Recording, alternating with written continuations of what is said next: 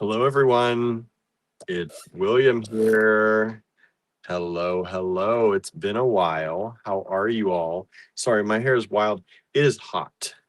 It is hot here. Um, it's been a warm week. I'm kind of adjusting to it. I was going to turn on the air conditioner, but I don't know. It's sometimes I get too cold with the air conditioner. So I am we're back. It's Friday, right? We haven't seen y'all since I think was it Tuesday? I think Tuesday we did the live. Yeah, because we were talking about possibly doing one Wednesday. It's been a long week and we had a great time, Andrew and I, at Touchstone Center for Crafts, and we each were taking a class down there. Um, we were so busy. I'm like, I can't even I can barely form a sentence right now. So stick with me, y'all. Let me know how you're doing in the comments. We haven't heard from many of you in quite some time. Let me see who's here with me right now. Pam's here. Hello, Pam. Marianne is here. Hello, Marianne. I hope you're doing okay. I know you've had some really hard things going on, so we hope you're doing okay. Norma's here with me. Hello, Norma. Thank you for being here. Marianne sent us a silver star. Thank you. Jen is here. Hello, Jen. Let's see here. Everybody. Susan Siegel's here. Hello, Susan. Thank you for being here.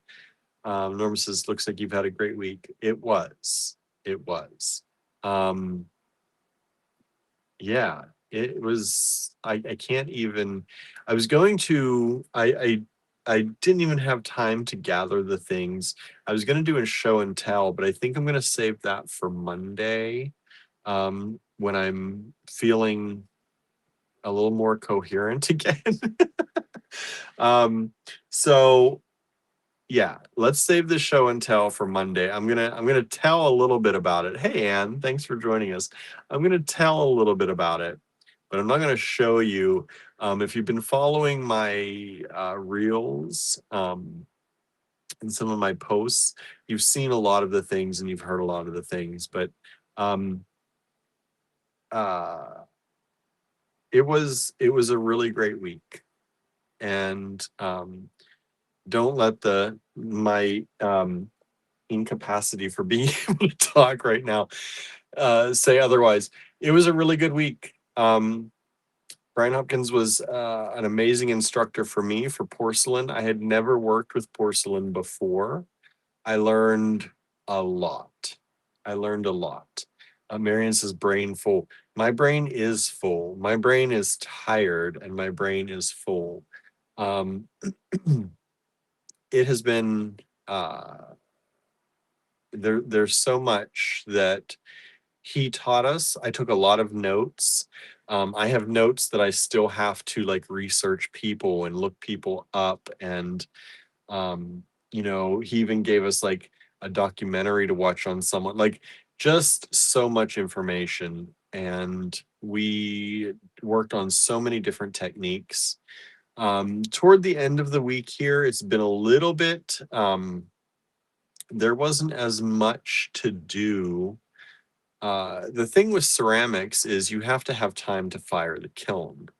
And so everything, because the ceramic classroom at Touchstone is near a stream, and it's not enclosed. It's enclosed only by screens. It's a screened in building. And so there is no air conditioning. There are fans, but we didn't really run the fans very much because you can dry out the clay very quickly if you're working with it and using fans, especially when we got into some of the very, very thin stuff that we were working with. And like I said, I'll show you more on Monday and we'll talk about them. But today's just kind of a getting back to everybody and hanging out a little bit with everybody. I feel like I'm dark over here. But yeah, so it was, oh, Kimberly's here. Donna's here. Hello, hello. Um, so it was Andrew's building, the metals building is air conditioned. So he was in air conditioning all week. I was not. I was in whatever weather was outside. So some mornings were very chilly. Some mornings were warmer. Most afternoons were very, very warm and humid.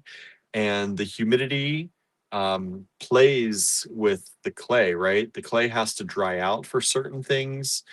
They do have a drying cabinet, and so we would put things in the drying cabinet, but you can't dry things out too quickly or you end up with cracks sometimes.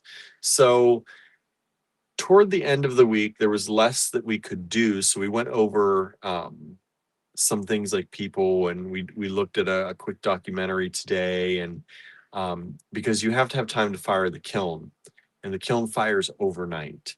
And so yesterday was when yesterday, I think just after lunch or just before lunch, was the last chance we had to make anything to put into the kiln. And at that point, we couldn't even make anything. It pretty much had to be made on Wednesday, because it has to dry out enough to put it in the kiln. Because if you put something wet into the kiln, it can explode. And not only will it harm your piece, but it could harm other people's pieces. So we were working with some very thin pieces of clay that dried out pretty quickly. But I have 5 pieces yet that I made that are right now drying and have never made it into the kiln, which means they are exceptionally, or some of them are exceptionally brittle. When the clay dries and it has no more moisture in it, it becomes super, super brittle. And they are some of my most brittle pieces anyway. So anyway, Monday through Wednesday were packed days for me. Thursday was a little bit less because we had to kind of change gears on what we were doing, because we there was no chance to um, have anything made in or finished kind of bisqued in the kiln. But I still packed Thursday with a lot myself. Um, and that's why I still have 5 pieces that need to be bisqued, and they're going to do that for me. But today, we had planned to go outside and kind of, he had a plan for us to do some clay work outside. Uh, and he had this idea. He teaches architecture, I believe. And he teaches about lines and space. And we were going to kind of play this game outside with clay, but it was pouring down rain this morning and most of the afternoon. So that kind of threw things in a you know a different way. We were going to do that, and then we were going to unload the kiln in the afternoon, and it was going to be a full day. But because it was raining and we couldn't do much, they worked on trying to get the kiln unloaded a little bit early. So we did that, and then we cleaned up, and we were done a little bit after lunch. We were finished actually today. Um, and it wasn't until much later that I packed up, because there was an auction, so we were looking at that. There was an exhibit of teachers. Teachers had an exhibition up, so we went and looked at that. And there was a group of young kids that had a class as well all week, and they were making things, and they had a little exhibition, so we went to look at that. And then we talked and saw some of the studios for some of the interns and some of the people around the campus, and that was really fun. So it was, even though the day was a little bit slower, not as packed full, it was still a tiring day. I'm tired. Many of you know my schedule, I usually go to bed between 2 and 4 a.m. and I get up around 11 and noon. We have been getting up at 6 to 6:30 every morning. and trying our best to go to bed by 11:30. And sometimes that happens and sometimes it doesn't happen so well. So my whole thing, my circadian rhythms are off. My body is feeling like it's tired. As soon as we get home, I just want to go to bed because I feel like I haven't slept enough. But I'm sleeping. I've been trying to get enough sleep. But it's just like combining that with all of the information you're getting packed in your head, combining with being in a studio working in a class for 8 hours every day. It's been a lot. It's been a lot. Most people do not concentrate in their studios for 8 hours and not on brand new things and testing new things out all the time. So it's a lot of energy that it takes to be in a class. I'm very glad I did it. We have sold a number of my mystery boxes, my Williams Picks mystery boxes, to help offset it. We still have a balance on the class, but I'm trying not to think about that too much because it was really nice. I don't know how much I will get to work with porcelain because here's the deal. No one we know at this moment that we have found so far fires their kiln or has a kiln that fires high enough to fully fire any of my pieces. Even there, we did not fully fire pieces. So I have no piece that is technically, I shouldn't say that. I have no regular porcelain clay piece that is fully finished. The most they are bisqued, which is the step normally that you would now glaze something and then put it in the kiln again and fire it up to cone 10, which is very high. It's high fire. We worked with some low fire porcelain in very thin sheets, and the low fire porcelain is finished. That's done. I have to sand it, but that's done. Hey, Susan. Hey, Susie. Sorry, I missed you. But no one fires a kiln high enough here to actually finish my pieces. So continuing to work in this is not something that's going to be easy for me to do because there's just there's no kilns available that are firing that we have found yet. We're still looking and talking to people to see if anybody has a kiln that fires up to 10. A number of kilns do, like my teacher's kiln probably does, maybe, but it can be very, very hard on the kiln and the elements in the kiln. It shortens the lifespan of everything when you fire that high for that long. So, hey, May, thanks for joining us. So, while I learned a lot, it's a very nice clay to use. A lot of people try to scare you. I feel like they try to scare people away from using porcelain. Like it's this very difficult thing to work with. And really, no one, I have to say, like, it's not just me, no one in class, and maybe this comes around to also how good of a teacher Brian is, but no one in class found it overly difficult to work with. Most people had worked with it at least a little bit before. I think I was the only one, or at least maybe one of the two only ones that had not worked with it at all. Hey, Kim, thanks for joining us. I saw you've been hanging out with some friends of ours, or at least a friend of ours. Donna says, that sounds so interesting, and I haven't thought about going to porcelain, and the kiln has to be on 10 to fire it. Yeah, so I learned a lot. Some of these techniques that I learned, of course, I will be able to put into use for other clays and the clay that I use. Some of it I'll have to like lock away for possibly another time. I did bring back a large chunk of clay that is porcelain clay. I brought a chunk of it back, and slip. I brought some slip back so that I can play with it.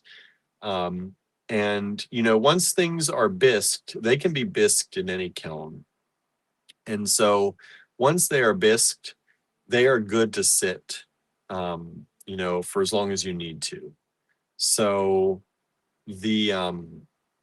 I can have things bisqued, and if I do find somebody that fires that high and I can use kiln space or whatever, then I can have them done. So I can still work with it and play with it.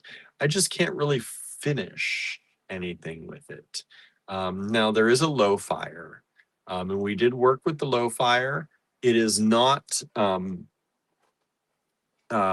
It's a white clay. It's a little bit different. I can use it on the wheel. I can hand build with it. It can get very thin, and it gives a very nice translucency through it, which, like I said, I'll show you the stuff more on Monday. But it's not the regular porcelain, so it's not as white. It's white, but it's not like as white, as finished. Let's see here. It's interesting that porcelain has to be fired. So yes, it is high fire clay. It has to be fired at cone 10. There is some apparently that can be fired at cone 6. But my teacher said that a lot of it is not great. Or it's not as white, it's not as, vibrant. And the stuff we worked with is cone 10. It is high fire. Donna says, I dabbled in ceramics years ago, but I would love to learn to make pottery. But that's the disadvantage of living in the sticks. It's when you don't have access to these things, and that's what I go back to all the time. And what Andrew and I go back to all the time about accessibility. Growing up where I did, which is not far from here, but it was a different time. And at that time, there was very little around. Now, my grandmother did ceramics, but the ceramics she did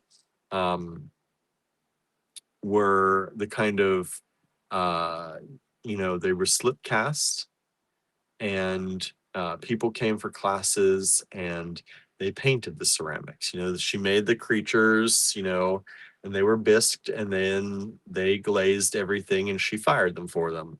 Now I think she did other things too, but that's mainly what she did. She did ceramics that way. And she probably knew more than that, but as kids, I was very young when she was still doing that, and didn't really know much to ask her or was really interested in it. But now I wish I would have learned more. It may have started all of this earlier for me, but there's a time and place for everything. But accessibility is one of those things, and that's the reason, like Andrew and I keep talking about, why we still have a physical bead store, is to give people accessibility. We did not have that around us growing up.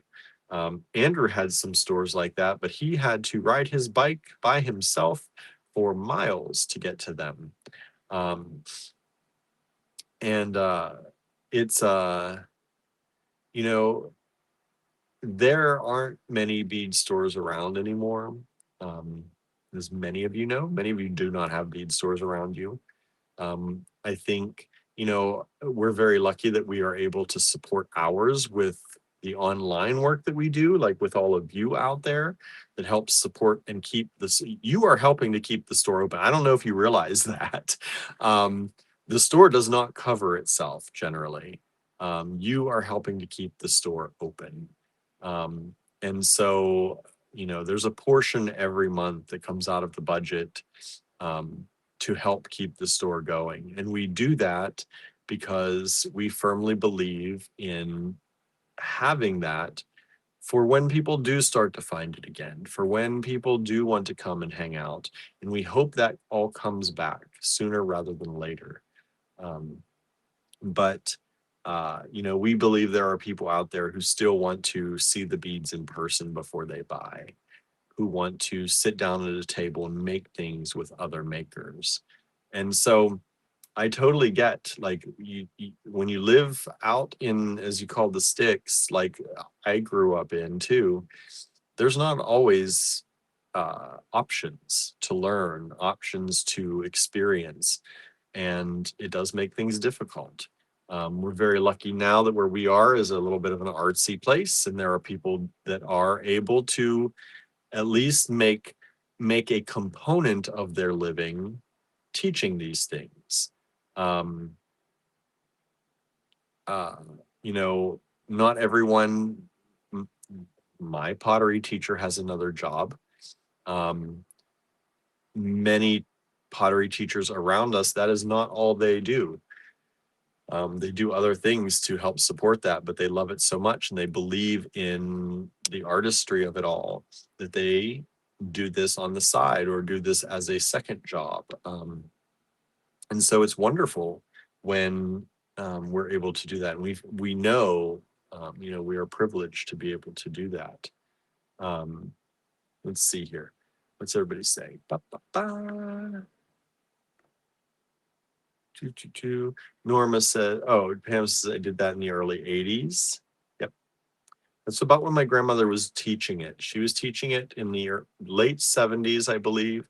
I don't know how early in the 70s, at least the late 70s, early 80s, because that's when I was born, in the early 80s. And she was still doing it when I was old enough to be able to sit down and like paint creatures with her. So I don't know when she, hung up her apron, but I can't remember exactly. But I know for many, many years, the kiln sat in her basement. The slip cast molds sat under her stairway. And,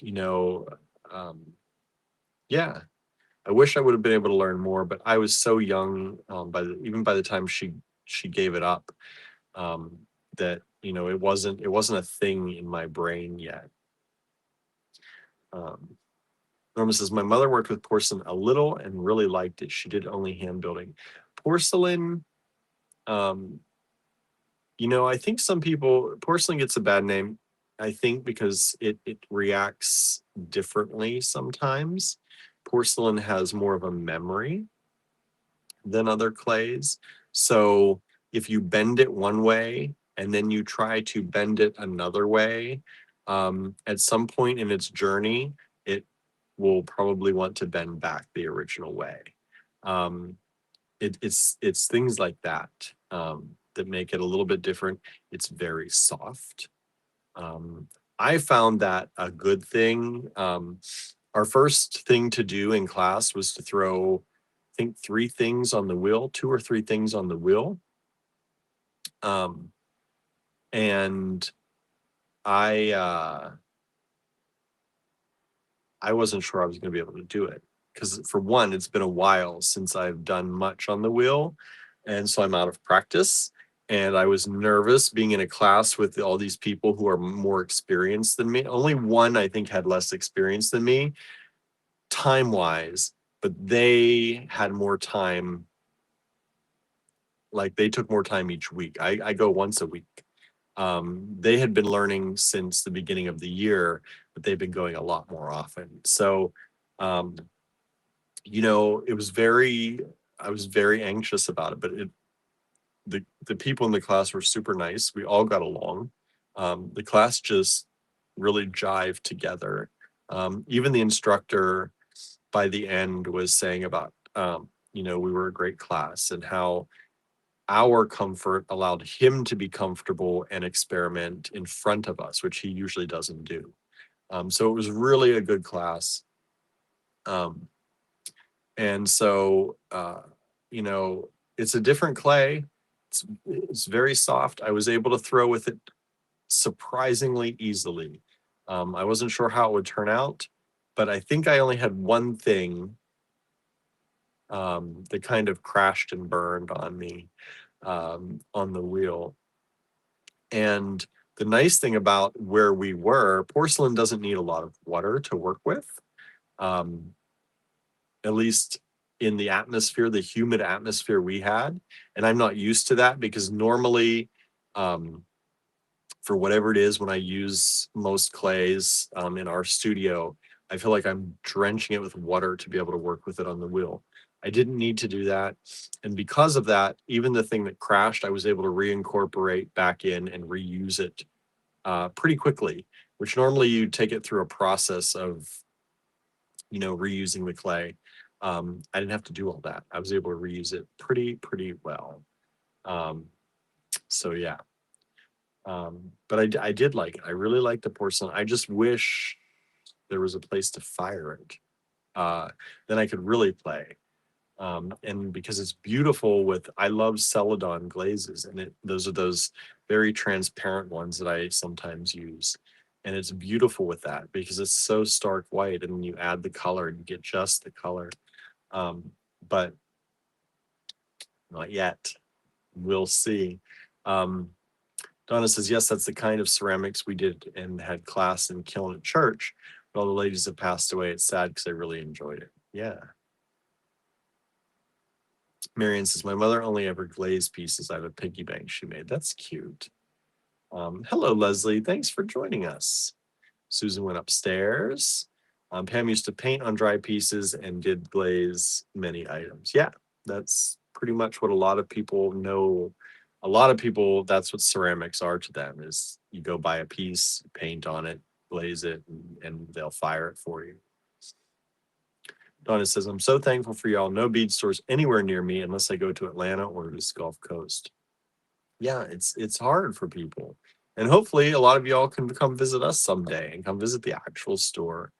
Kim says, San Diego Craft Circle went to a small gem and bead fair today. It was so nice to see the beads in person. Really missed the variety of bead shops we used to have.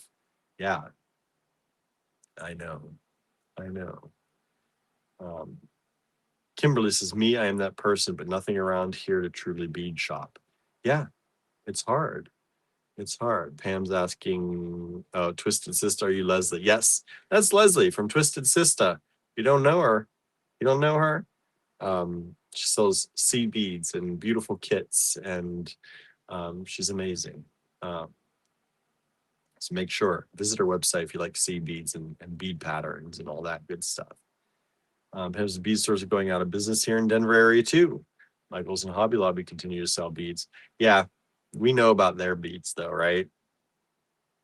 It's good if that's what you got, and it's good that they're around. But they definitely do not focus on, you know what they focus on. Pam says, never met her yet. Yeah, Leslie's good people. Good people.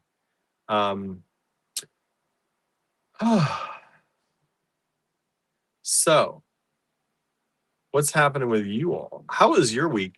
We were going to go live on Wednesday, but we didn't have the three of. I had said on Tuesday that we would not be going live at 3. Obviously, we were going to do that in the evening, and we were worn out. And then Thursday came and went, and again, worn out. And yeah, I feel like I don't know if I'm getting a cold. I was around a lot of people. I feel like I'm getting, it could be allergies. It very possibly could be that. But I'm very low energy, as maybe you can tell. It's doing these lives, I have to talk louder. I try to be more animated for you all, but I'm low key today. Hopefully you're having an okay time hearing me. I am trying to speak normally for a live. But it is warm in here. I don't always like to use the air conditioner. You all say you can't hear it though, so that's good. But I can hear it.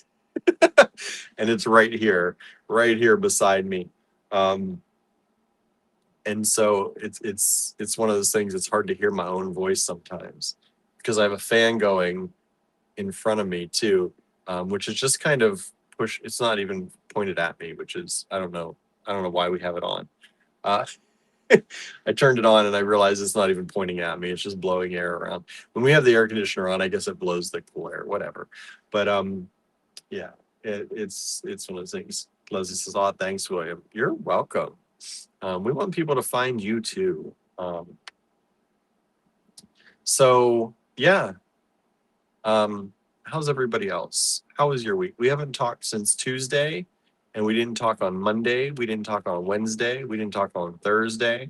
Um, I had a wedding on Sunday. I had a large trade event. Well, trade show, I guess, on Saturday that we sold at. Um, Friday, something was Friday. Was I at the store on Friday? I feel like I did something Friday. Um, I think I was at the store on Friday. Last Friday, not today. We closed the store today, obviously. So it has been like store on Friday, which is normal. I think we did our live on Friday, I'm pretty sure. Then I went to a trade show and did that on Saturday. I had a wedding, a family wedding that I went to on Sunday that was about 2.5 hours away. We went up to the wedding. It was a nice little, it was a very small ceremony, nice. We had dinner and saw a bunch of family I haven't seen in a very long time. Drove back, got in pretty late. So late that Andrew did the D-stash on Sunday. So thankfully he did that. There are still items available in the D-stash until tomorrow night. So if you haven't checked out the D-stash, Andrew went in and pulled some of his special Minique strands. He went into his special hoard and pulled some good things for y'all. There's some, I think, cherry brand Japanese glass in there. Lots of beautiful things. So if you missed that, go to Andrew Thornton Project D-Stash on Facebook. So that was Sunday. Then I got back from the wedding and tried to go to sleep as quickly as I could, but couldn't fall asleep. Had to get up very early on Monday for our first class day. Our registration, as many of you we talked about in the live, my registration for some reason didn't go through. So we had to get there extra early on Monday. And we live about an hour and a half away from Touchstone. And we had to be there at 9 for class. So what is that? 8. We were leaving here at, most days we could leave here at about 7:30 a.m., which means we were getting up at 6:30 a.m. We had to get up extra early on Monday. So normally, if you know us, 6:30 a.m. to wake up is crazy early. I know for some of you it's not. For us, most of the time, I've only slept 2 hours before that. That is like, I'm just 2 hours into my bedtime at that point. So it's been an adjustment. But we were there every single day on time for class. We didn't arrive late any day. We might have been like 3 minutes late today because there was a massive rainstorm today, and we could only go so fast down the road. It was crazy. And then we also got caught in one on the way back home. So we drove through like this dark, dark sky and these massive rainfalls both ways today. Both ways. So it has been just going ever since last weekend. And it's not going to stop because I got the store tomorrow. And Andrew on Sunday will be leaving us to drive to Pittsburgh. And he will be staying in Pittsburgh this week, teaching a class at Contemporary Craft, which some of our viewers are going to be there. So he's going to be doing that. I'll be staying at home most of the time. I might pop up once or twice throughout the week to say hi. But I will be mostly here doing cleaning and our normal work, getting back into shipping better. We couldn't ship this week because when we left, the post office was closed, and we got back home, the post office was closed. So there was no way to drop off our mail. We don't have a scheduled pickup. And while we could have scheduled pickups, we didn't want to leave packages unattended because we would have had to leave them unattended for hours. And we don't want to do that to your stuff. So I apologize for the slowdown in that, if you're caught up in that. But we wanted to do what was best, what we thought was best for everybody. So I've been trying to pack in some evenings. That's what we came home and did. I think it was on Wednesday and Thursday. We did some packing and shipping. But yeah, it's been just because we're our classes ended at 5 most days, meaning that once we got dinner and got home, it was generally right around 7:30. Our work did not end. Andrew went up to the cottage. I went up to the cottage to do work. He would usually bring me home, and then he would often go back. So he was getting even less than me. Pam says, you sound tired. I am. I had a busy week. I've been cleaning out my closet, says Donna, and I even got a ton of beads ready to donate and clean the rest of my studio too. I'm donating clothes, etc. to our local Goodwill. That's nice. That is a busy week. Susan Surreal, hello, says I'm in a medium-sized city, and as far as I'm aware, there are no bead shops around. I didn't realize Michael's has beads, and I don't do Hobby Lobby. I'm so glad AG and online independents are here. Yeah. We don't do Hobby Lobby either. And Michael's, they have some beads. It's mostly glass, and from what I understand, a lot of it is Chinese glass, which there's nothing wrong with. But it's not, if you are kind of, a little more serious, they're great. It's great for beginners. It's great for everyone. I don't ever want to, it's kind of like the porcelain thing. Like, I don't ever want to dissuade anyone from using whatever they want to, right? Or whatever they can. But, I think for the money, I think you can get better beads from us. And I don't just say that because we have a business doing this. I think it's true. For the money, I think you can get better beads from us, higher quality beads, for the same price, if not less. But like I said, it's not, we are not accessible as far as coming to visit and pick things out by hand for as many people as Michael's is. So there is that.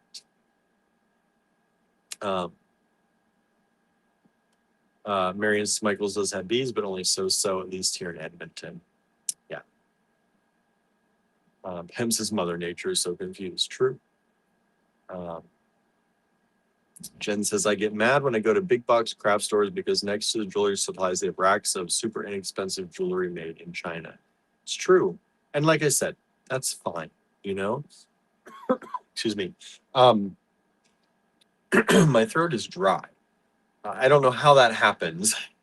I guess I think it's because I've not been in air conditioning. Our house is air conditioned here with our window air conditioners, and all week I've been out in the weather. So when I get home, it's like a thing in my throat. Yeah, yes, we sell Chinese crystal, vintage Chinese crystal. We sell glass and beads from China. Lamp work beads from China. There's nothing wrong with any of that. But you are not going to generally find nice gemstones. You're not going to find, maybe you'll find check glass. I don't know. I haven't looked recently. But you're not going to find, all the things from all the places that we're able to supply it from, because they just don't, that's not their thing. And that's fine. I love Michael's. Michael's has amazing things. I don't want to say anything bad about them. And in some ways, I'm glad they don't focus on just beads because, you know, if they did, I'm not sure we would still be here. Because if they had super good quality beads at great prices, who's going to look at Allegory Gallery, right? Um, so, you know, everybody does their thing. Michael's is a great craft store. It has amazing things. We shop there often for things that Andrew needs, for supplies he needs. Um, and they are very useful. I'm glad they don't focus on beads because, like I said, we do, and we can fill that void. And hopefully, people will find us more because they're not shopping there for that. Um, let's see here. Mary says better beads for sure from AG. Um, Donna says Michael's used to have decent bead selection, but not anymore. It's where I used to go years ago when I first started. Yeah, you know, things change, and that's okay. Susan's telling me to sip water. It's true. I have my water here. Trying not to sip in front of y'all, but better that maybe than coughing in front of y'all, right? Um, yeah, so it's one of those things, you know. I'm glad there is a place for us and what we do in this world. I'm glad people are finding us. I'm glad people trust us. Um, you know, it's yeah, there's a place for a lot of things. And I think, you know, I have to, you know, pat ourselves in the back. I think we find amazing beads for you all. And I think we give them at prices that are more than fair. Um, and I think we do a good job at that. Uh, you know, I I hope so anyway. And we do our best to do a good job at all of that. And um, yeah, that's what we specialize in. You know, we're not out there trying to sell every single craft thing. Now we get into a lot of crafts, and we have demoed a lot of crafts over the years. Um, but we don't try to supply you with the items for every craft. We are not a giant craft store. That's what Michael's is good for. Um, Marius Michaels does have great craft paint selection. Yeah. Susan Siegel says, I needed a bead store when I first started, as it helped me know what I wanted to work with and see and touch things. Glad you provide that service in your area. Yeah, I think it's, you know, and I wish we could provide that service in more areas, but one store is enough. We're let's not even talk about other stores in other areas. Um, Sue says, I like Michael's for certain things like holiday and storage stuff, just not for jewelry supplies. Yeah, you know. Um, so, yeah, that's a thing, right? It's all a thing. Um, I have no idea. I was going to ask the dinner question. We ate along the way. Um, so there's a town called Ohio Pile. Some of you may know it. Uh, and it's kind of a you can raft down the river. They have waterfalls, they have hiking trails. It's this cute little town that's kind of sprung up all around this. Touchstone now has a building there. They've purchased a building, a church that they're renovating, and we went to visit that. And it's along the way. It's right along the way to Touchstone from where we are. And we had dinner there. If we were doing our normal, if we were going to sleep when we have been, which I've been trying to get to bed by 10:30 every night, 11:30 at the latest, um, probably really not falling asleep until 12:30 most nights. Um, that would be dinner. But we ate, and I'm not sure that's dinner. We'll see. We'll see if I get hungry. I don't know. It might have to be dinner because I don't think we have anything else right now. Um, but we had Andrew had a Thai tofu wrap So it was like a peanut butter sauce with vegetables and tofu in a wrap. And I had a Philly cheesesteak, a veggie Philly cheesesteak, which was really kind of black bean kind of burger meat with like lettuce, tomato, some mayo, and some cheese and onions on top. It was pretty good. The best thing about the meal is we had this dual pineapple, not quite ice cream. I forget what they called it, but it's a frozen delight of pineapple stuff. Dual pineapple. Why can't I remember what it was called? Anyway, we got that. Delightful. That was delightful. So we had that on the way home after we stopped and looked at the new Touchstone. We hadn't seen the new Touchstone building and shop yet, so we wanted to do that, and we did that, and then we took a look at things, or we ate food, and then we came home, and then to be Donis's sorbet, they didn't call it that.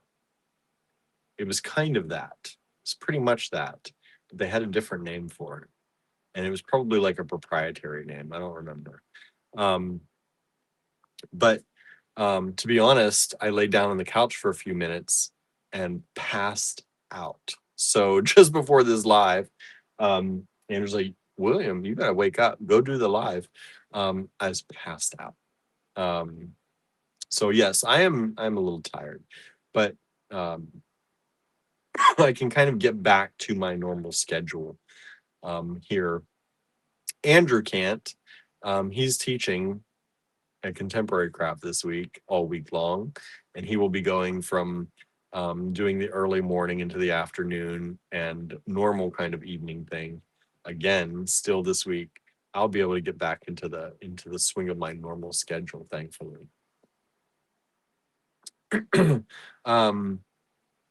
Let's see. Norma said, I used to go whitewater rafting in Ohio Powell. Haven't been there since I was a teenager. Yeah, I've never done the whitewater rafting, but people were out and about today. Dual whip. Thank you, Jen. That's what they called it. Dual whip. And they had one that was going to be with vanilla custard in a spiral. What do they call that? A twisty, the twist ice cream. And I thought that's what I ordered, but I just got the plain pineapple, and that's good too. It was good. Donna had homemade pasta salad for dinner. That town sounds a lot like Helen, Georgia. I've never been to Helen, Georgia, but yeah. And homemade pasta salad sounds good. Kim says the only thing at Michael's, I only shop at Michael's when things are true 50% off, and only for things I know, Preciosa or similar. So much is substandard. I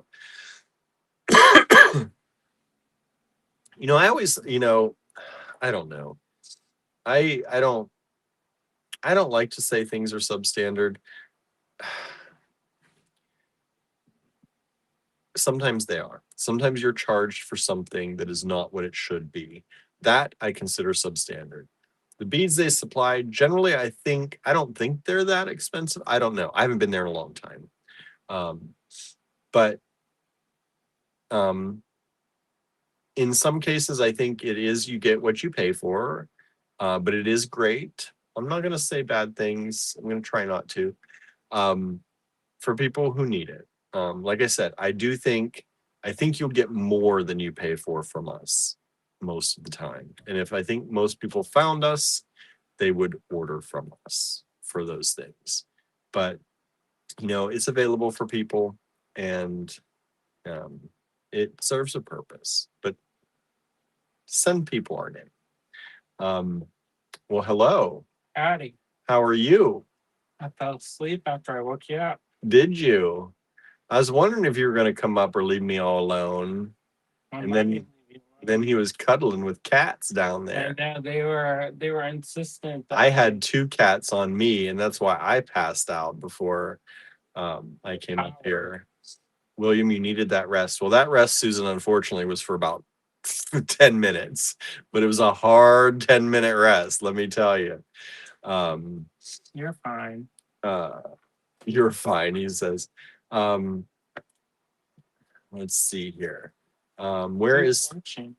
we've got a lot of 20 people watching. Wow. Where is Touchstone? Asked Pam. Almost on the border of West Virginia. Our teacher actually rode his bike into West Virginia while he was down there. So, yeah, it's very close to the border of West Virginia, South Pennsylvania, and Farmington and Maryland. Farmington, Pennsylvania is where it is. If you want to look it up. Hour and 10 minutes ish, depending on weather. Susan says we had apple slices and crusty bread with brie spread from Trader Joe's. How come it seems so dark? Because I had to use one of the lights in the other room. Oh. I was cleaning it. Oh, I was like, yeah, I just thought about that. I'm missing this light, and I'm not sure that this one's at full power, but I can't ask. I usually do it on my phone. So yeah, a little bit dark.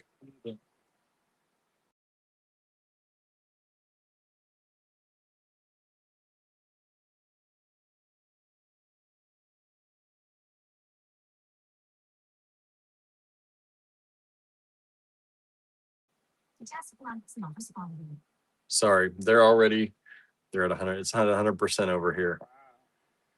That one light makes a big difference. I feel like I'm at 100% like that. Yeah, that's my 100% today too. Leftover Santa Fe soup is what Kimberly's having. Susan, your food sounds good.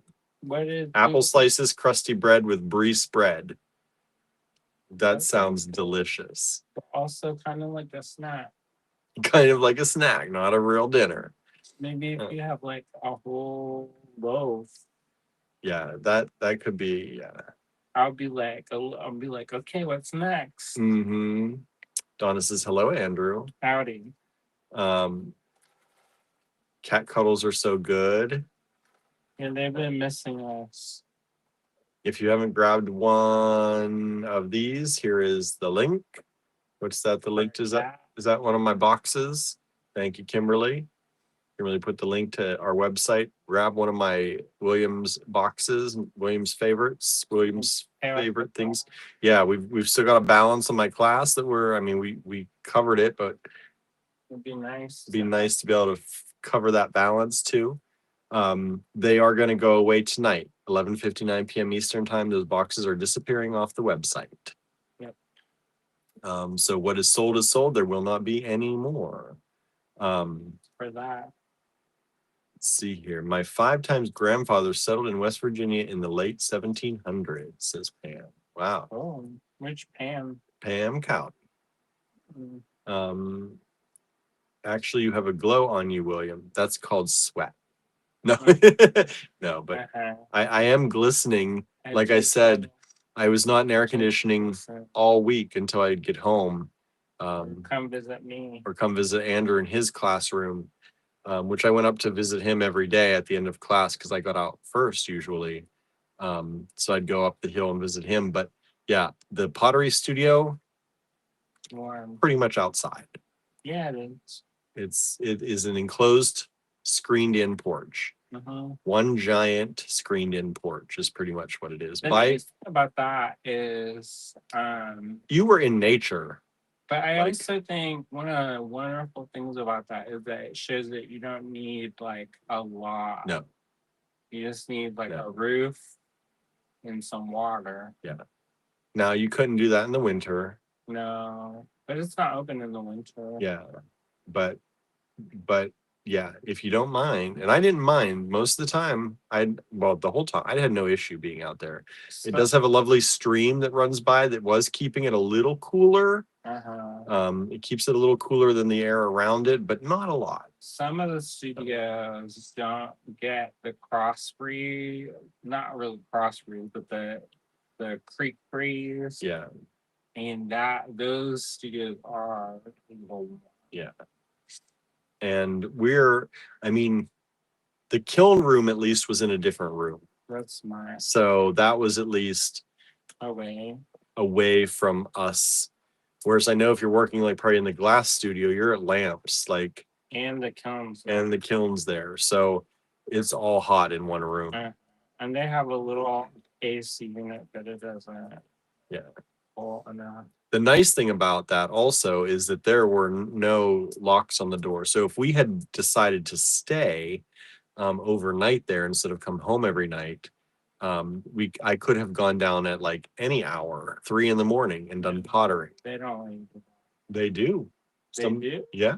You can go at any hour. Not in the metal studio. No. Metal studio. You get locked at 10. Yeah. There's no lock on the door. You have to be with a buddy at all times. Yeah. Nope. Our teacher said, you want to come in at any hour, just turn on the lights, come in and do it. That's good. Yeah. So for the small metal studio, you don't have. no. Some of the schools you do. Snow Farm, you have 24 access. Peters Valley, you used to have 24 access. They don't have that anymore. No. I think the pottery studio is the only one that does. The drawing studio. That may be. I don't know. I forgot there was a drawing studio. Yeah. Robin was in that one. I don't know. that one is also very rustic like. Mm-hmm. You can tell these. I muted it for y'all. Good job. Did you have good lunches? Says Susan. What's the days? It was pretty good. Yeah. They're going through some transition there with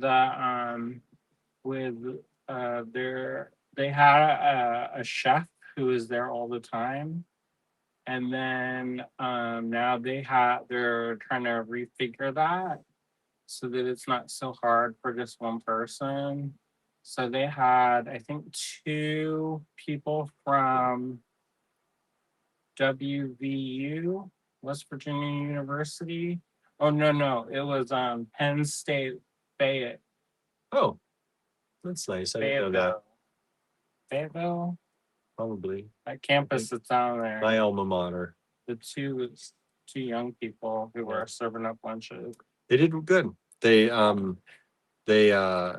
for having to serve so many different people and have so many different dietary restrictions. Yeah, they did a great job. They made their own feta cheese the one day, which was delicious. Yeah. Yeah, they just saw milk that was like going to expire and there was no plan to use it. So she just took it upon herself to make her own feta, which was kind of amazing. Tasted really good. Robin kept going on and on about it. Oh yeah. She's like, I'm an aficionado on feta cheese. Oh, good. And she's like, this is good. All right. Yeah. Load it up. I know. I think they did. I think they put her a little aside. Nice. A little treat. Leslie said, hey, Andrew. Howdy.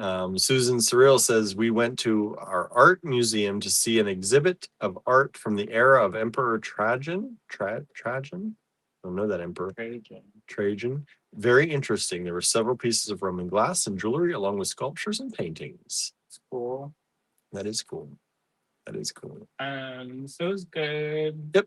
We had a good time. I told everyone I'm going to do a show and tell on Monday. I need a because I got to gather my stuff. Some of it's in the car, some of it's here in the house. Stuff. Yeah. A lot of my stuff is because I teach a very similar. Well, did you tell them about how class turned out a little bit different than I thought? No. So, I didn't really read the description real hard, and they offered me the 50% off scholarship. So he just jumped at it. So I was like, all right. And then I read it after, and it was geared more towards beginners. But because there were fewer of us, and we were more advanced, Zach did a really good job at accommodating us. Tailored it for you. Yeah, and added a lot of bonus content, which was super nice. Marion says, cow's milk feta. That's good. Apparently, it was good. I'm not. I mean, I eat feta, but it's not like all the time. I wouldn't have been able to tell you what there was any different. It was really good, and So it's Emperor Trajan. Says Trajan. Mary Trajan.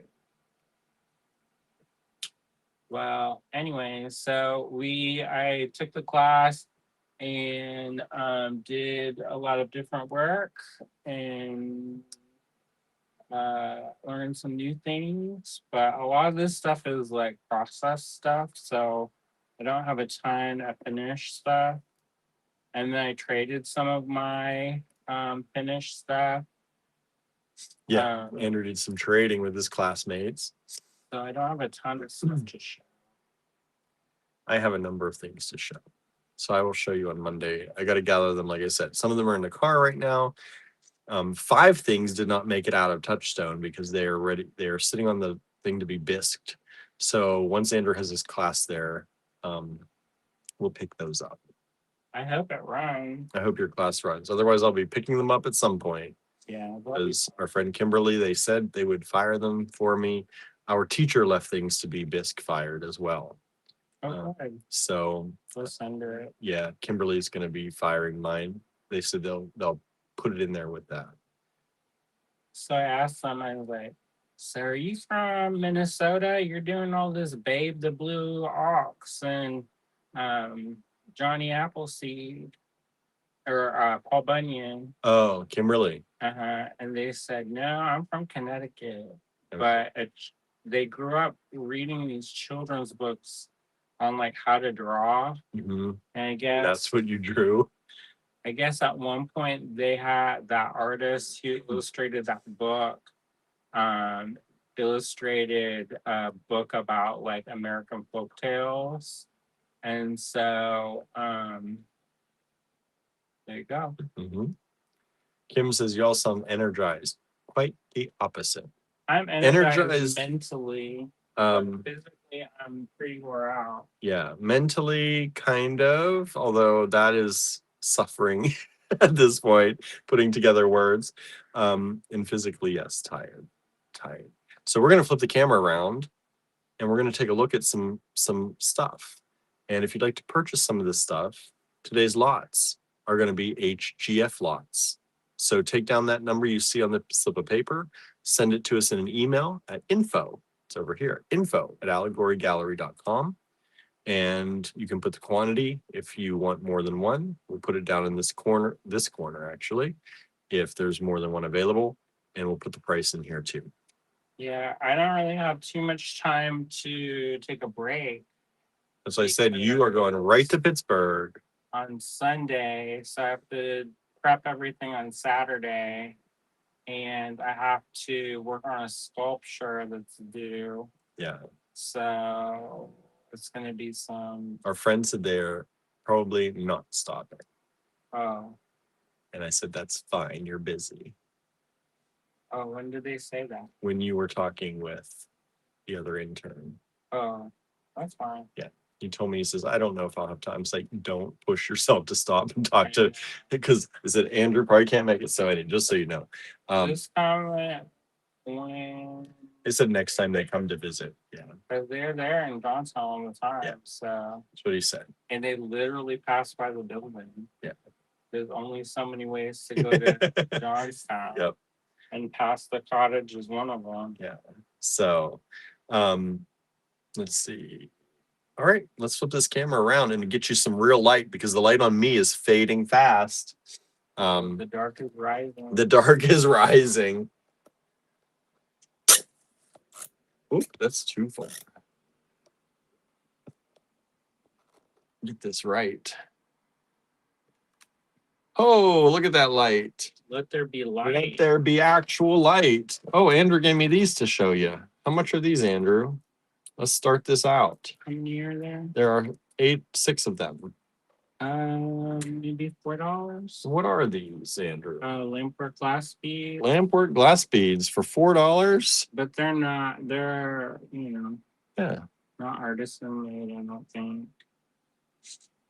I don't know if I can stay the whole time because I already hear my ankles like cracking in this room. Would you like to sit on this chair? maybe, but I'll be back in a moment. Okay. Here you go, y'all. These are beautiful lampwork glass. Not necessarily artisan. I mean, somebody had to make them. So you could say artisan, every lampwork bead is technically artisan. Somebody's making them. But these were probably made kind of in bulk, right? And I have my ruler here. Do I have my, I thought I had my calipers here, but I guess I don't. These are approximately 13, 14 millimeters by about 12. HGF1. There's just one lot, and they're $4. And first come, first serve, remember?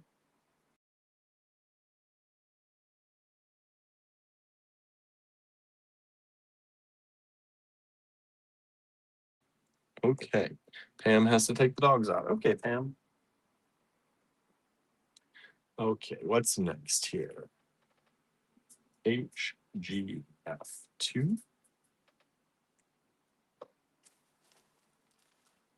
What should I show next? What do y'all want? Requests. How about these?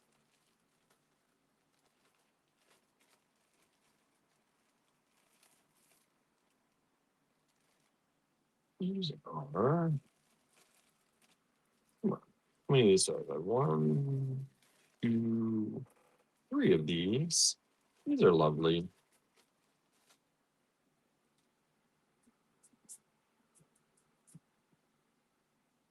These are natural howlite.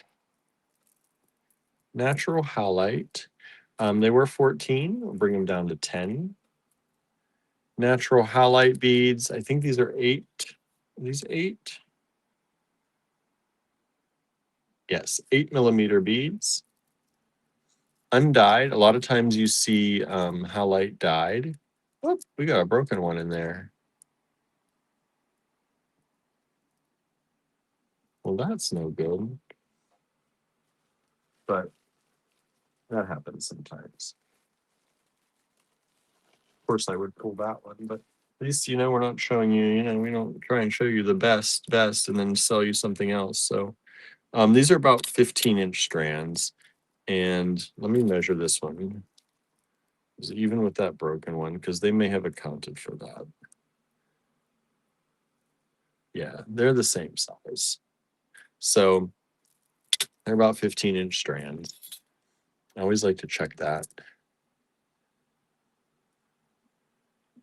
And they are lovely, lovely with the gray veining. I love natural howlite. You so often see it dyed, and I don't know why, because it's a beautiful stone. They often call this white turquoise.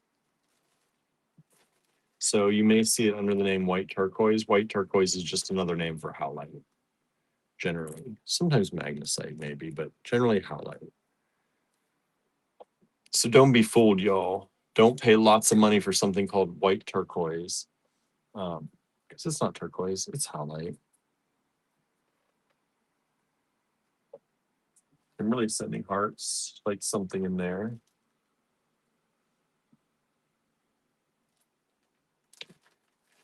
Ooh.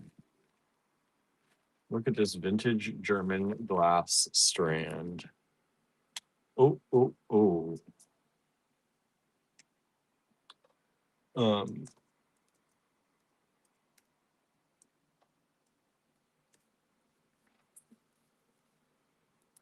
Vintage German glass, opalescent, twisty. Look how pretty that is. One strand available. Vintage German glass.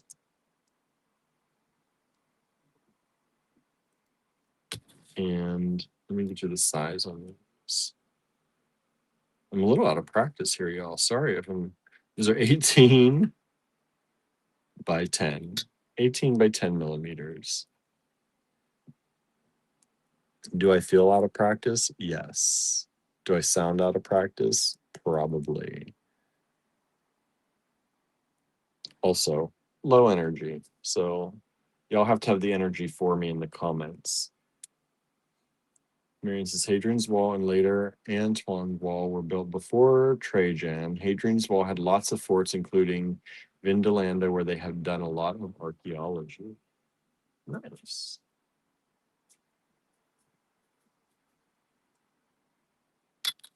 And if I forget something, like to tell you the size of something, or you need more information on something, just let me know. You know how it is. Shout it out in the comments. I'll be happy to look for y'all or check it out, measure it, whatever you want. Because sometimes I miss that stuff, especially on days like today. Let's see here. Let's do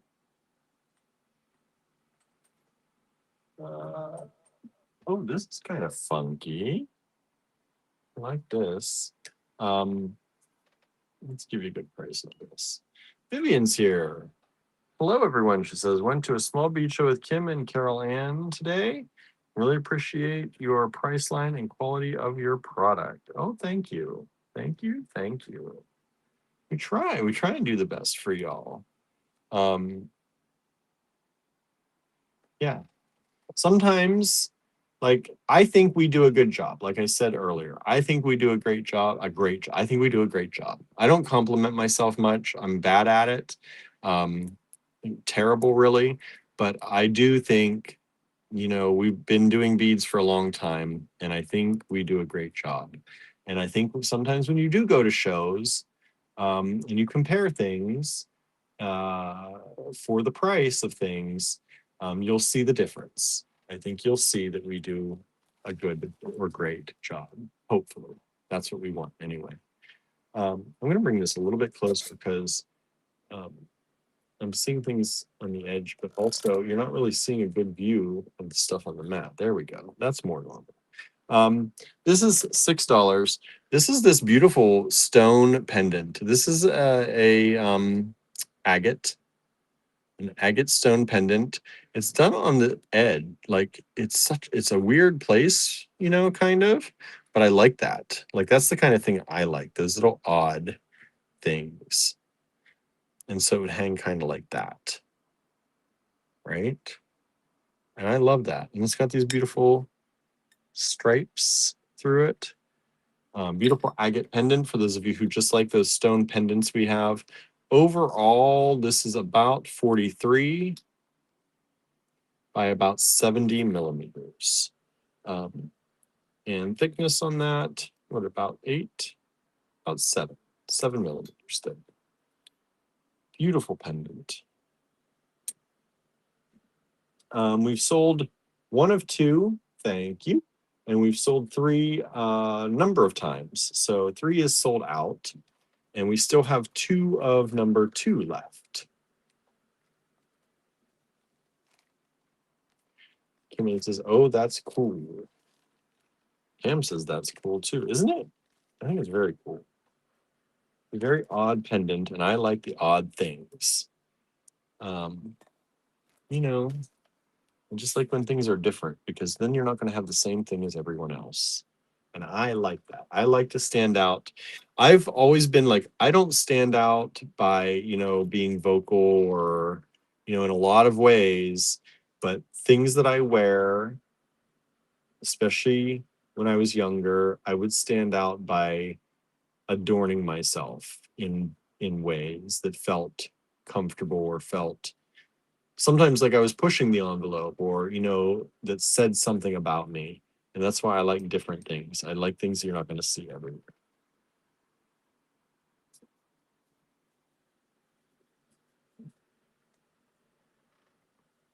Let's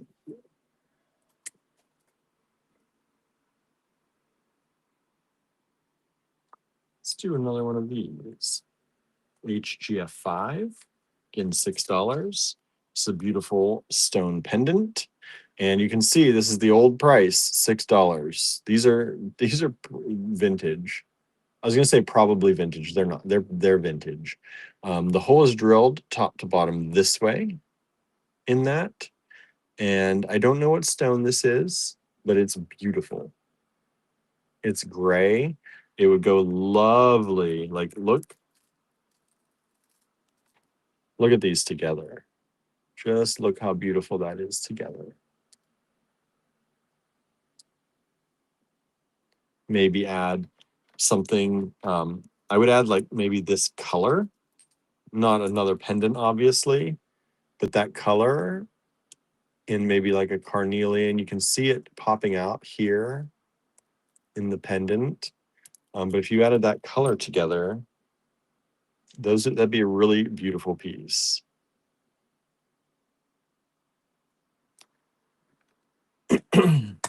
Pam says, I have a piece of sea glass like that, not true sea glass. Yeah, like the cultured sea. We call it cultured sea glass. Some people say manufactured sea glass. We say cultured sea glass or manufactured sea glass. If you have a piece of sea glass like this one or like this one, like this one, like this one. And just so you can see, I didn't do this on purpose, y'all, but those could be incorporated into something with that. Look how well that worked out. So whether you get this pendant or this pendant, we've got beads to start making your necklace already. I can't believe these haven't sold out. These are so pretty. Look at these little dots. If you have that thing with dots, maybe you don't like these, but or holes, I guess it is, but these are pretty cool. Sorry if you have that, and I'm showing them to you again. This is the orange. Yeah. There you go. It's beautiful. Jen says it looks like granite or marble. It kind of does, and it might be. I don't know. Don't know exactly.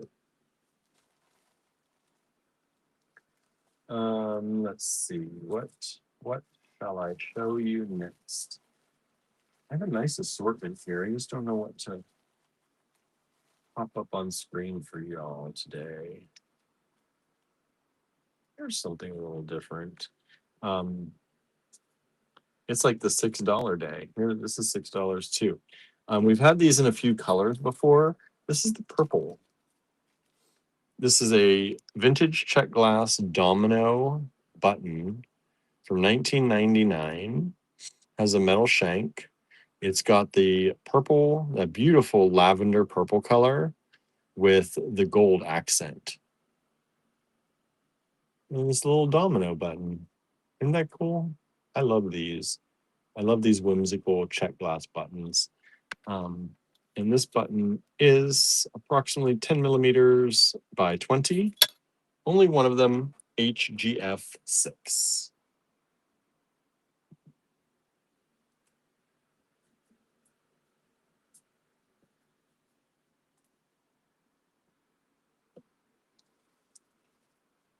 Let's see.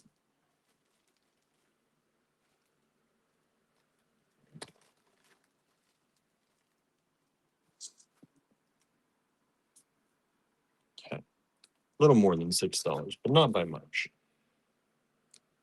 HGF 7 are these hand cut bone separators. I don't know which one to call them. These help you if you're doing like multiple strands. You can use these to keep your strands separate, keep your beads separated. If you're doing a bracelet, and sometimes you do the bracelets that have multiple strands through them, you can use these. Let's see if I can do this to kind of, that one's not going to fall, but kind of feed them through and keep them separated. You can also do them with necklaces, of course. It doesn't have to be a bracelet. But you get the whole lot of these. They're hand cut bone and hand carved, hand shaped. And you get 1, 2, 3, 4, 5, 6, 7, 8, 9, 10, 11, 12, 13, 14, 15, 16, 17, 18, 19, 20. I think 22, 21 or 22. I lost Lost my sense of touch there for a second on those, moving them around. There's 21 or 22 of them. HGF 7, $10. $10. And they are generally, oops, I'm just going to measure one of them here. It's about 27 millimeters by about 6, thickness at about 3. You get all of those HGF 7, $10. All right, I'm going to go ahead and put one away if I can find a bag and bring you something without a bag. Here's a bag. HGF 1, $4. I'm going to go ahead and put the 2s away. We've sold one of those. We still have 2 of them available. Oh, we just sold one. Thank you so much. One is sold. The 1 is now sold out. 2, we still have 2 available. I'm going to go ahead and put this one away also. Now I pulled this one without a bag. Let's see if I can find a bag. There's a bag. We'll use this one. HGF 4, beautiful stone pendant, $6.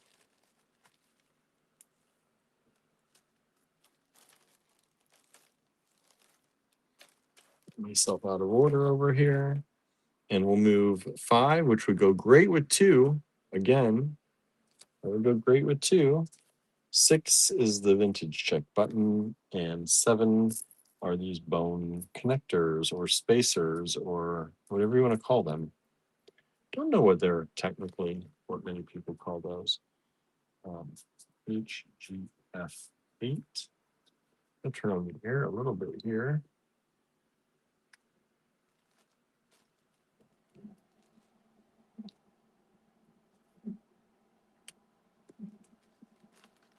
Now, you all know I love green, right?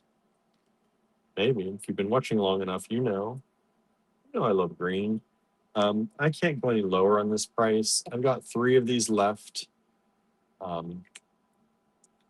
These are nearing vintage at this point. Probably not quite there yet. Maybe they are.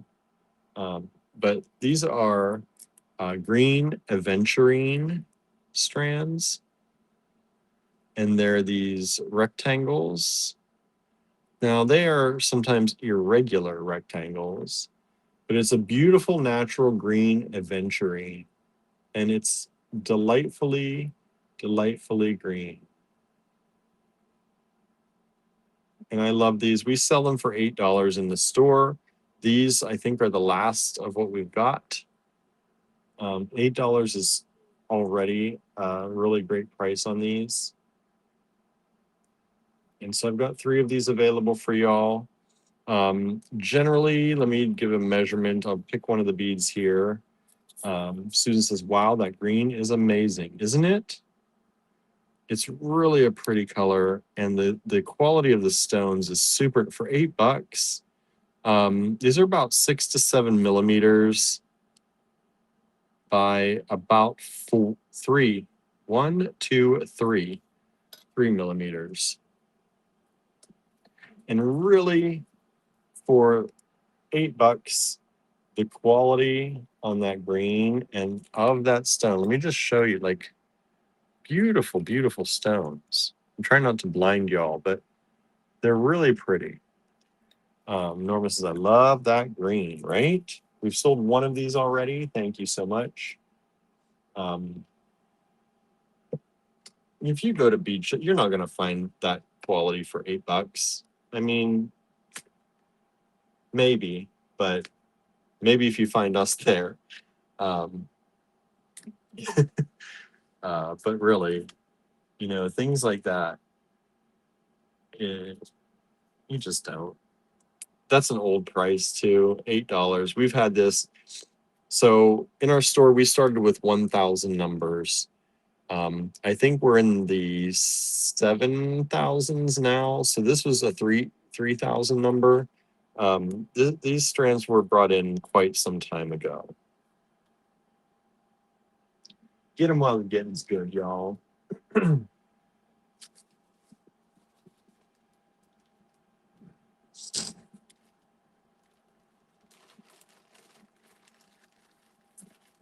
Okay.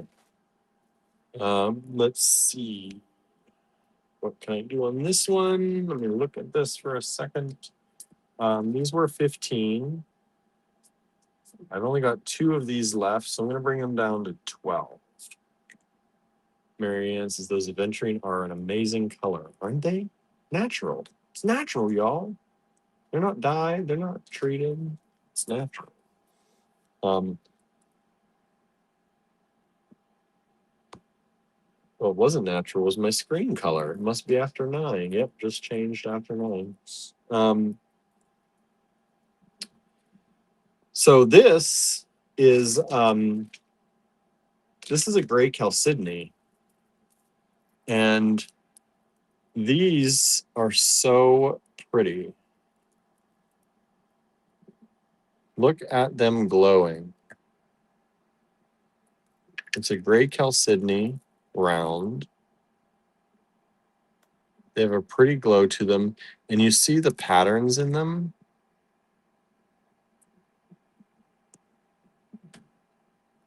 Gorgeous patterns.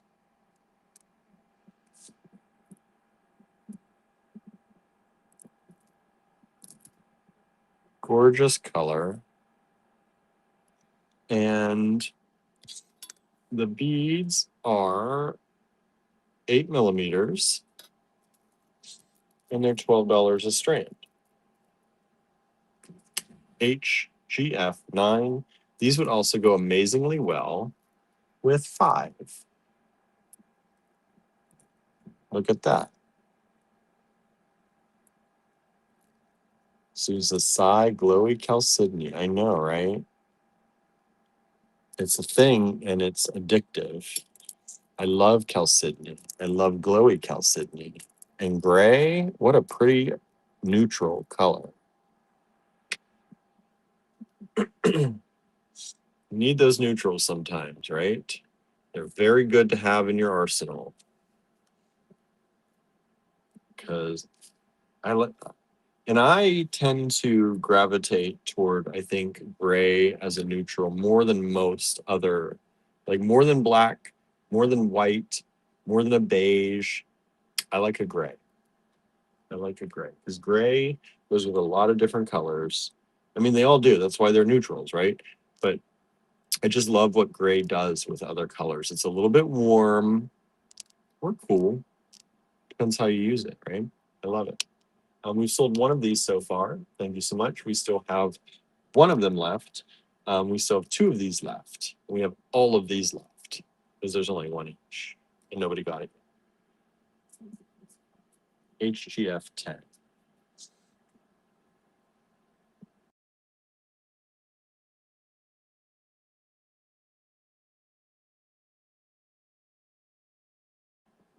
Okay, let's see.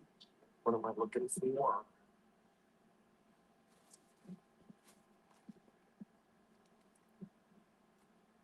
Okay. I was going to say if you like this color purple, but I don't know that anyone did because no one got it. But if you happen to like that color purple, but Domino's isn't your thing, Sue says that could be paired with dyed chalcedony. Of course, yes. Yes. Especially like a bright pink dyed chalcedony. I know we've had some of that recently. We've had the bright blues. That would be really pretty. We've also had greens. Anything.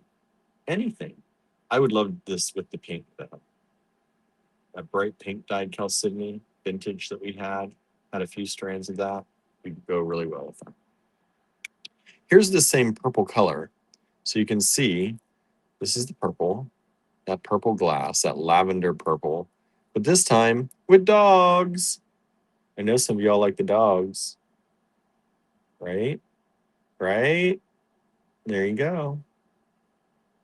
Doggies. And these are hand painted. And there are 2 of them available. Vintage check glass buttons, metal shanks on the back.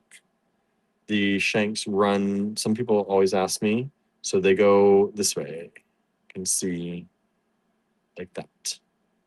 All right. HGF 10, $6 each, 2 of them available. We've just sold the other 9. Thank you so much. Those are now sold out.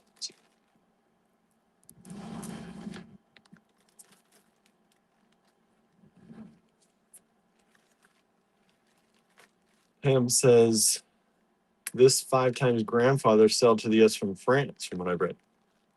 I found out that my great, 2 greats, only 2 greats back, came to this country. That's when, on my mom's side, my family entered the US. 2 greats back from Slovakia, Czechoslovakia, then. Came into Johnstown, where our store is. Well, settled in Johnstown anyway. Settled in Johnstown. Made a living there. And now we have a building there and a store there. And we're trying to make a life there, right? Isn't that nice? Kind of cool, if you ask me. Kind of cool. $4 each. And I have multiples of these available. I'm not going to count them because I think Andrew bought these for kits. We bought them like they were going out of style, apparently. Maybe we bought the last of them. That might also be why. Sometimes when we buy a bunch of something, it's because it's the last. These are these beautiful light purple check glass drukes. And these are 8mm drukes. Jen says your greats probably knew some bead makers. Yeah, I was going through some books the other night. I know there's a book somewhere that I think I inherited. I need to find it that talks about where some of my family went back once to visit family in Slovakia, and they made a map where they listed where they were on a map, and I need to find that book. At least I hope I'm not dreaming it, but I thought I remember when I was packing stuff up in my grandmother's, I had seen this book and I packed it in a box, and I gotta find it somewhere because I might be able to find the area of where, I might still have family there. I mean, it's very possible that I would have distant relatives still there. And maybe some of them are glass makers. Wouldn't that be cool? Oh no, I twisted that too hard. But wouldn't that be cool if I had actual glass makers in my family and didn't even know it? I could have bead makers in my family, more of them, right? Could be a family thing I didn't even know about. I entered the family trade, maybe, who knows? So there's another one. And these would go really well with this purple lavender buttons if you wanted to do something with that. HGF 11 and HGF 12. I'm going to show you this one because we had it at 25. I'm going to drop it down to 20.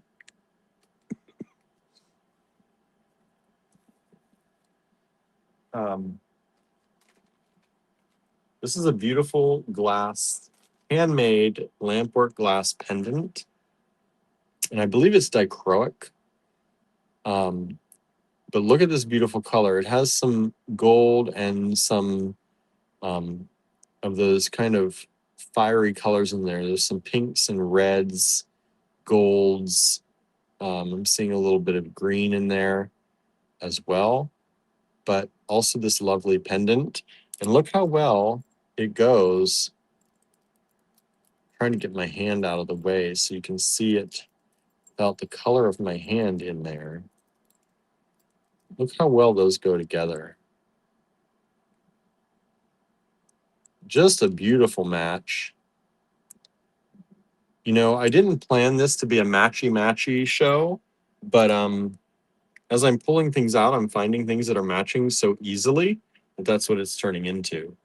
Susan says, what a gorgeous color. I know, right?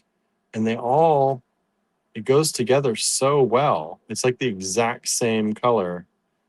Vintage check glass and the artisan lampwork, dichroic glass pendant.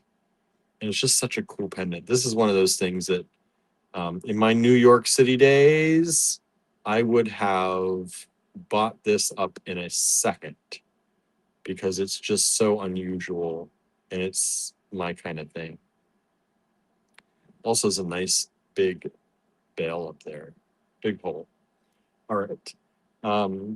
We've just sold one of 11. Thank you so much. I'm going to go ahead and put 5 away. No one grabbed this, despite my best efforts on matching it up. So let me find a bag if I can. That's not going to work. That bag's too small. Let me see here. I can take this out. Take those out. I'm going to put this away. I'm going to put 5 away. I'm going to put 6 away. That's the domino button. Vintage check glass. Oh, come on, get in there. Okay. I'm going to put 7 away. Those bone connectors. Leslie says, good night, everyone. I have one more Beadfest day tomorrow. Yeah. I didn't even ask you how Beadfest was going. I've lost track of things. Have a great show tomorrow, Leslie. I hope it's going really well for you. I hope you're having an amazing time. And I hope you're selling lots of stuff and getting your name out there even more.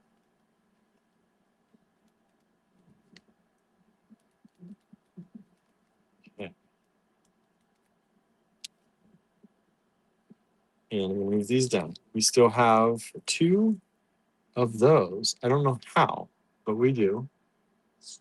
Still got 2 of these. I understand that. I like dogs okay, but not completely a dog person. Got a bunch of those left. And we still have this pendant that goes exactly well with that. So beautiful together.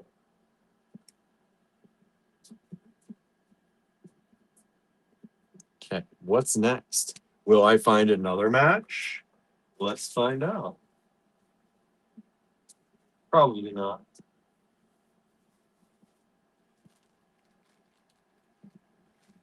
I feel like I just did those.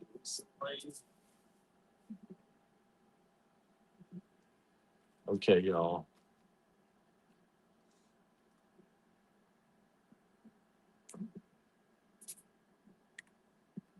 I have one of these left. Oops, I almost moved that off the screen. I'm getting a little overzealous here moving things over. Maybe I just moved this over a little. I just have one of these left. $2. Little cat charm. Pretty well detailed. It is one-sided. I mean, the other side is indented. But it's a very cute little kitty charm in a silver color. One of those available, HGF 13. Susan says, I love dogs, we just don't have one. I don't know if our felines would forgive us if we brought a dog in. Yeah, I grew up with dogs. I have no problem with them. But, Barn, he says, what'd you say? He says, are you talking about dogs in there? Well, yeah. He didn't like that talk. He ran in to tell me about it. Hi, buddy. Hello. How was your day? Yeah, I missed you. You want to come up here with me? Want to help me? He's kissing on the stand right now. No? You got things to do? There he is. There he is. You want to say hi, Barn? Want to say hi? There's Barnaby. Oh, he's gonna kiss y'all. He's a good boy. He's a You good. talked to Cinnamon in a while. I know. Haven't seen Cinnamon in a while, have you? Here, give it to me, the baby. Oh, he's a good boy. I love you. Oh, he's crying so good for me. He doesn't want to go. He doesn't want to leave me. I don't want you to leave me either, Barnaby. But I've got to do the show, and then we can cuddle. Then we can cuddle. What do you want? Are you selling these? Maybe I was going to show them, and maybe if somebody's interested. Look what Andrew made. So, on top of trying to do a class, I was also trying to do a drop. He was trying to do a drop. I don't know.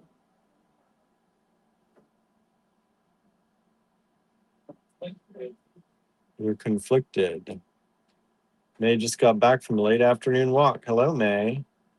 So, these ones are, I wanted a little bit more of a painterly background, but do metallic and kind of do like a, kind of look like an ancient gold kind of vibe. And as a result of the stuff that I use when I lasered it, it only shows up in certain light.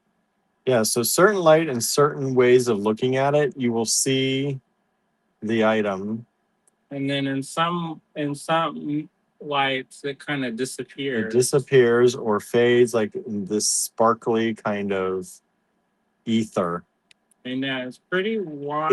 It's a really cool thing that happens. But it's not something that will photograph while I can Yeah, foresee that. getting a photograph of these is going to be a challenge. So I didn't want to like spend all this time making them and then them not be sellable because they're not easy to photograph. I'm saying handsome Barnaby.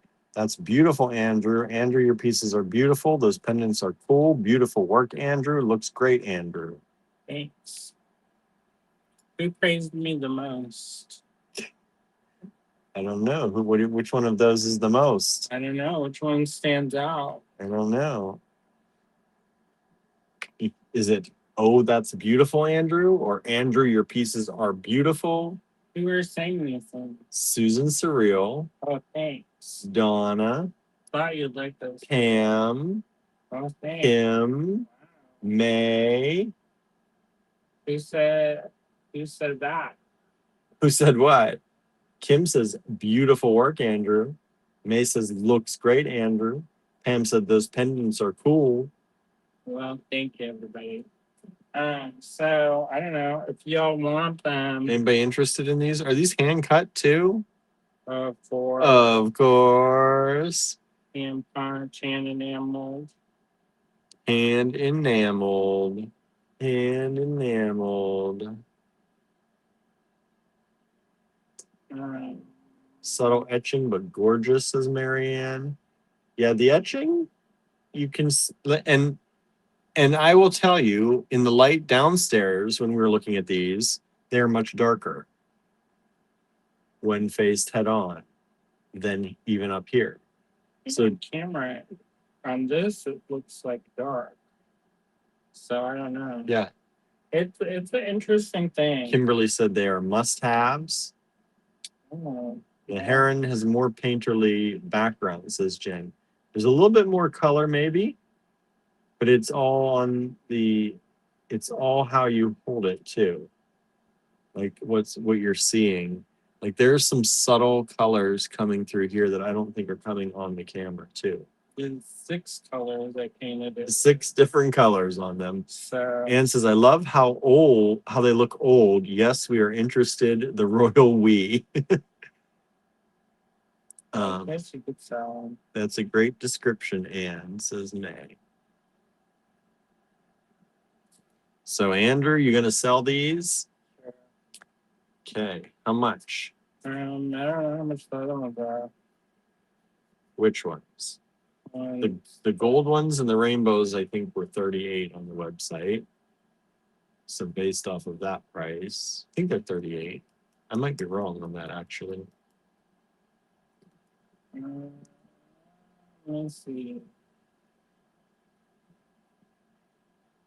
I'm trying to keep it consistent Mm-hmm. so that it's not high, low, high, low. No, don't do that. You took the fresh crops off the front.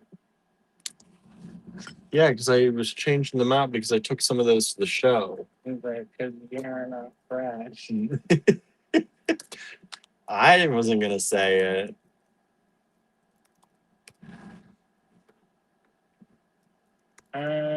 Did you find them?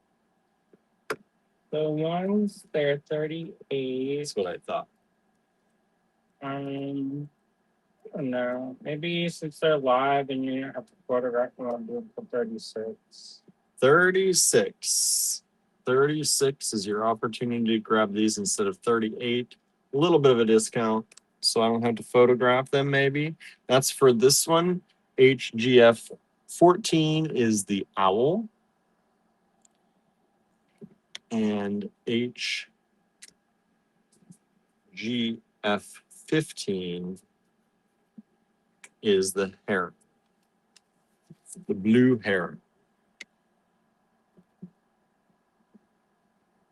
But I think it's better to show these on the live because Yeah, in a photo, it's gonna be a little deceitful no matter what. Like they change. So if I photograph them like this, you're not gonna know. Like I could try and get every angle, but that it's kind of impossible. I think those are signed, right? Huh? They're all signed, right? Yes, they're signed and dated on the back. And there's sparkly on the back too, I think a little. A little sparkly. We've sold 15. The heron is sold. Oh, thanks. I need bags. I was gonna do more, but I was like, I don't know if people will like these. Like, I don't know if anybody wants any of these. So I didn't do more about the designs on there. And somebody was like, oh, well. You have bags over there? Laser.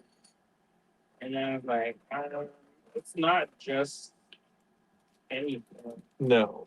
It's very much not just laser. Um, There's, what you say, 6 different colors? The metal is hand cut to begin with. I mean, if you've taken a class with me with enamel, how much goes into that?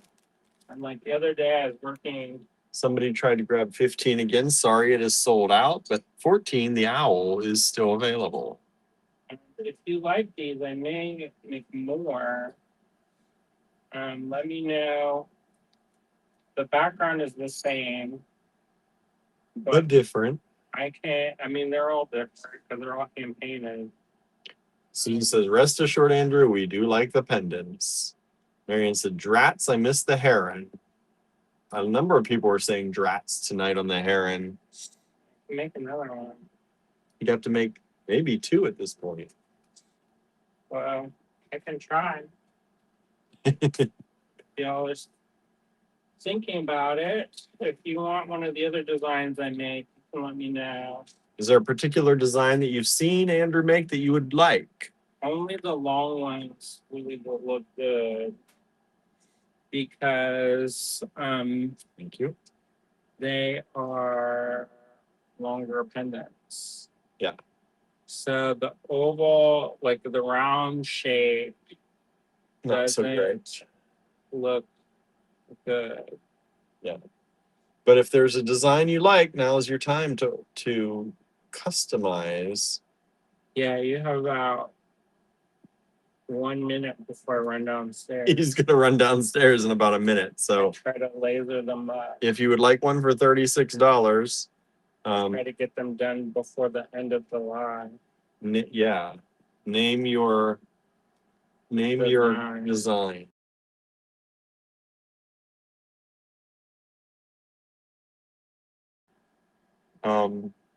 If that person that missed the heron, which Kimberly, yes, you did. If you would like a heron, we can make another one. Marianne, we can make another one. If you would like. But definitely I only have a few more in this stock. Kimberly's saying, how about the snake? The snake. Maybe. And yes, you got 15. You got the heron.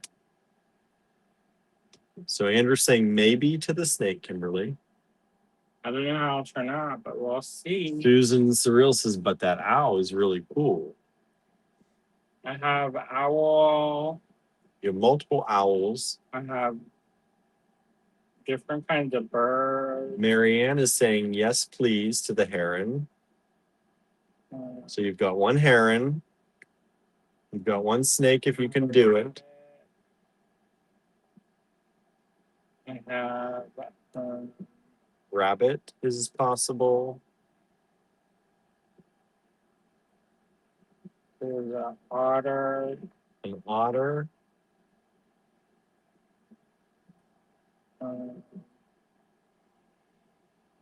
Let's see what else I have.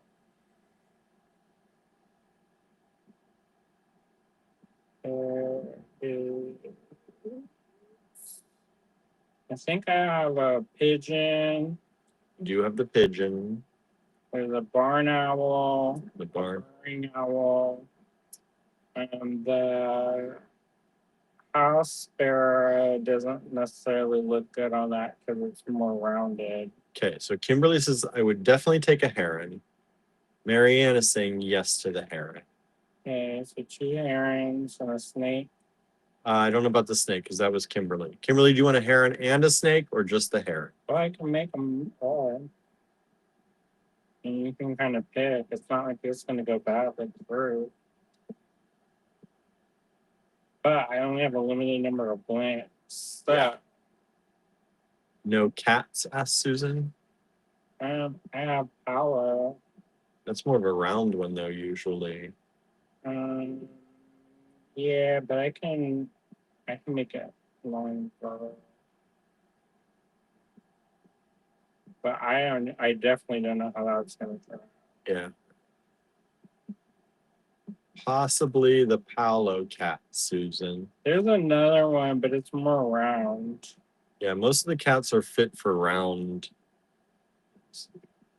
Kimberly says, yes, if the snake is doable, I would take both. So 2 herons and a snake so far. Donna says, I wish I could get the owl, but I'm broke right now. We feel you. Yeah. After taking a week of work off, Yeah. because it's not just we were paying for his class, Yeah. We didn't do lives the whole week except for one day. Yep. So we definitely feel you. Yes, And plus we won one of the auction items. Mhm. So We had to kind of get that auction item. I know William, he tried hard for it. So Andrew's class together made an enamel pendant or a brooch. And it's kind of like a keepsake from the class. And I could tell he really wanted it. So we definitely kind of had to win that auction item. So he's going to go down and get it for y'all. I'll ask him about a raven when he comes back, Susan, too. Because he might have a raven that would fit on that. I don't know if he's done a raven on that. Susan's asking about a raven in that shape. We can try. There is a raven design, but I don't know. But don't touch too much on the top. Oh, no, I know. Okay, I'm going to put HGF. No, because they're all going to be They're different. They're going to be, well, okay. Oh, But they're blown. I know. They do that. So my teacher is that he is really into packaging. So, and some of them he's really into collecting toys. So some of his pieces, they're actually sealed like toys with like the backer board. The blister packs. Yeah, and so it's pretty cool. So he was doing these so one of our projects in our class was etching some metal, and the metal was then used with paper, and so it was rolling prints. Mm-hmm. So, anyways, he had us design the packaging for this, and so we just passed the packaging around, and I'm sure you can tell which part I did. Which part is Andrew's on that? And then Susan says I would either take a raven or a palo if that works. If not, no worries. so this is what we did in class. That's the enamel pendant they made together. So it's all enameled and then graphite on enamel, and then it was passed around. And Each person added their own thing, right? Yeah. Yeah. So kind of had to get that. It went to auction and we grabbed it. We had to beat a few other people out for it. I don't know who bid on it. Few people did. And now I try to look. Jim did. Oh yeah. Mm-hmm. Well, And I went right up behind him and okay. was like, "Nope, this is mine." You didn't show the back. Oh, let me show the back. Oh, I didn't even see the back. I didn't know that was there. Yeah, it's all hand engraved. Hand engraved. I didn't know that was there. See, getting more than I knew for our money's worth. Oh, it went far lower. His pieces go for like $800. Yeah. And we did not pay that. He valued this at $250 Well, retail. his one pendant that he made was $1,100, and I was like, "Ooh." Not gonna afford that. He brought out stuff like every day there was something different and new, and I was like, "They just keep coming and coming." And says, "Sweet, making cool packaging is fun if you have the time." This is so cool. Oh, fun. That's so cool. Love all of your work. Donna says, OMG, that piece is gorgeous. Wow, the packaging alone is amazing. Then the pin, OMG. Love the back, says Susan. He did it inspired by our work.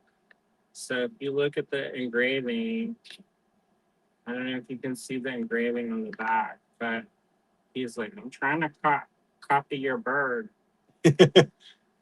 We did not pass around. He asked us if we wanted to pass around. I was like, I don't think that's like a good idea. He did all the engraving. Yeah, because no one else there had done a lot of engraving. No, and he has a very particular setup. So we won that, and that was our gift to ourselves. I also supported one of the interns, two of the interns actually. Oh yeah, because we went and did a studio tour. Yeah. And Arthur had been an intern at Touchstone for several years. And they gave him a studio in Sarah's studio, and he does. He started off as blacksmithing, but now he's doing more wood. Yeah, he made pottery tools. And I'm like, that's smart considering the pottery class is always run. And he's like, yeah, I thought that would be a good idea. And then I was like, hey, y'all want to go see his studio? And then we took a small group to his studio, and it was nice because they don't get paid a lot. No. So it's nice that he could get a little bit side. I'm gonna keep showing y'all stuff because I'm otherwise not gonna get to the end while we're talking. Okay, I'm gonna go and make stuff. You know what you're making? Yeah. What are you making? 2 herons, a snake, and a raven cat. A raven cat. Yeah, something like that. This is a mystery stone. I don't know what it is. I think it's pretty. I feel like it's been stabilized in some way. So sorry, I can't give you any more information, but it's cool. I can say that. It's very cool. And they're nice little flattened ovals.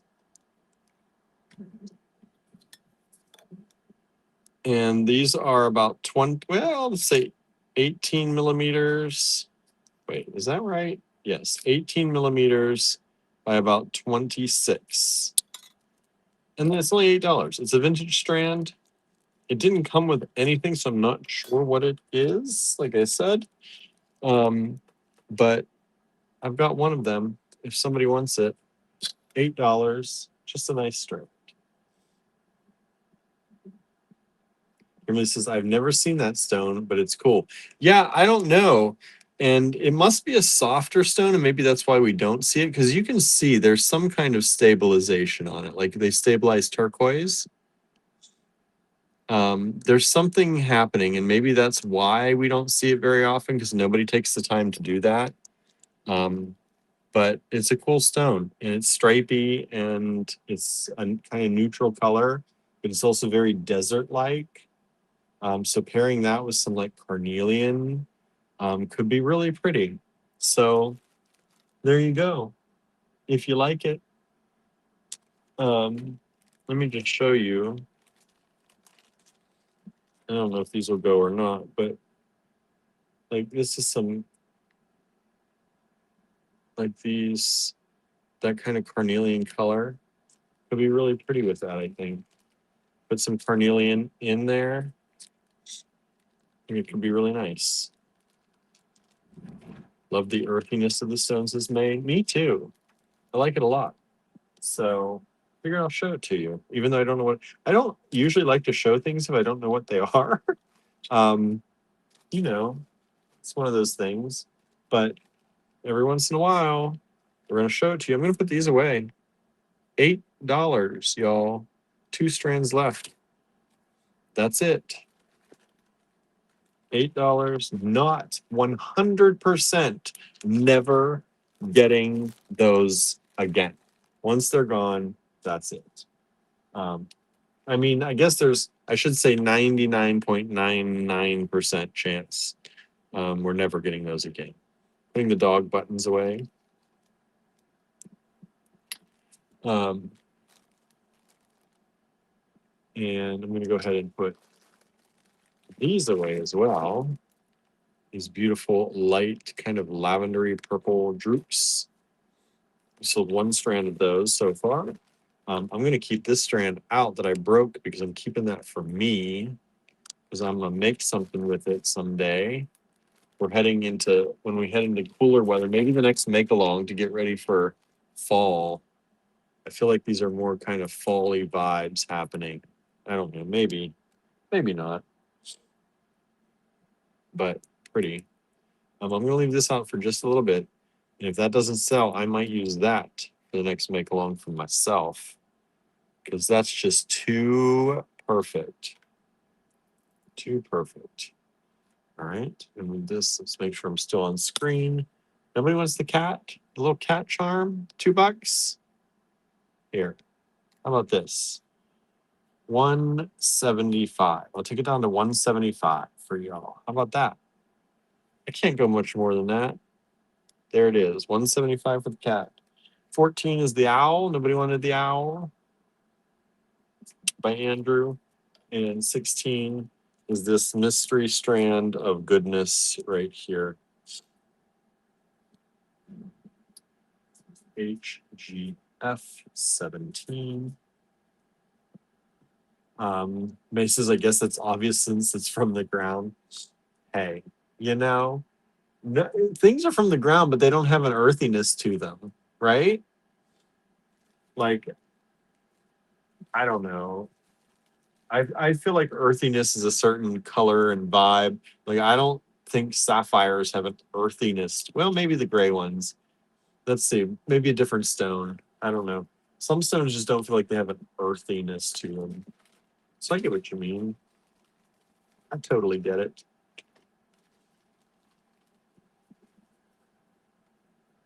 Kimberly says, I love that owl design. It is my favorite. And yet you're not getting that one? You're getting two of the other ones? You just have too many probably of the owls, huh? You already got too many owls? Looking for something different?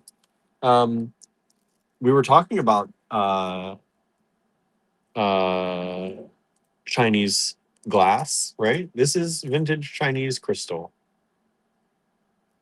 Now, if I didn't tell you that, and there weren't these connotations on Chinese crystal, if I told you they were something else, a lot of you would be like, oh, they're beautiful. But I know a lot of you are fine with it because you know us already. But there are people out there that just because I say Chinese crystal, they are going to pass this up. And I think that's wild because this is beautiful. Look at these. Look at how pretty these are. Are they Swarovski? No. Are they priced as Swarovski? No. They're $8 a strand.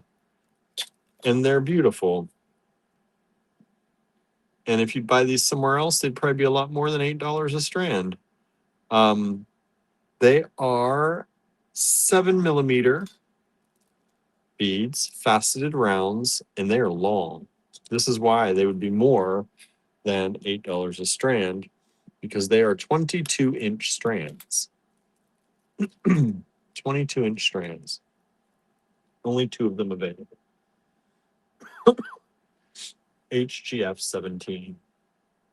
Kimberly says it's gorgeous. I don't get snobby on crystal beads. No, not for $8, right? Like $8. You can't be a snob at $8 for a 22-inch strand. Especially when they look like that.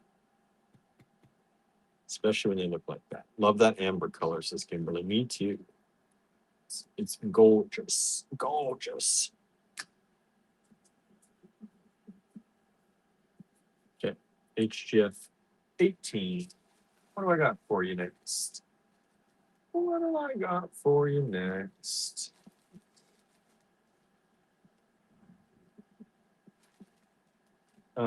This is daring, but I'm going to do it anyway. This is daring because we didn't sell the other one, but I'm still going to show it because maybe somebody will want them together now. I do that. I like to collect sets of things. 18, $6. It's another check glass domino button, vintage from 1999 with a metal shank in this coral. We're going to call it coral color with a black inset instead of the gold on the purple one, the lavender one. Beautiful glass, domino shaped, 10 by 20 millimeters, I think is what that was, if I remember the purple one correctly. And I do. One of them available. One available for y'all.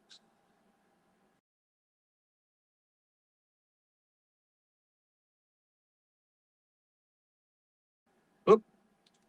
Things are blowing around here when I turn my head.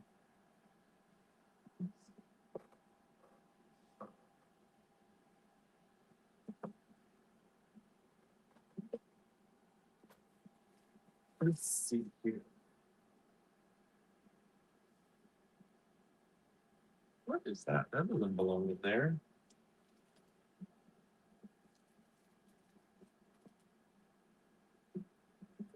What about this? Ooh, what's happening here? HGF 19.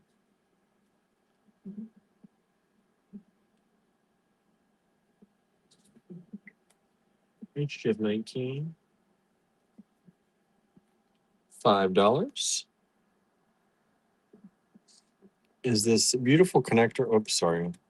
If I don't move my pen, papers are going to go everywhere. This beautiful connector.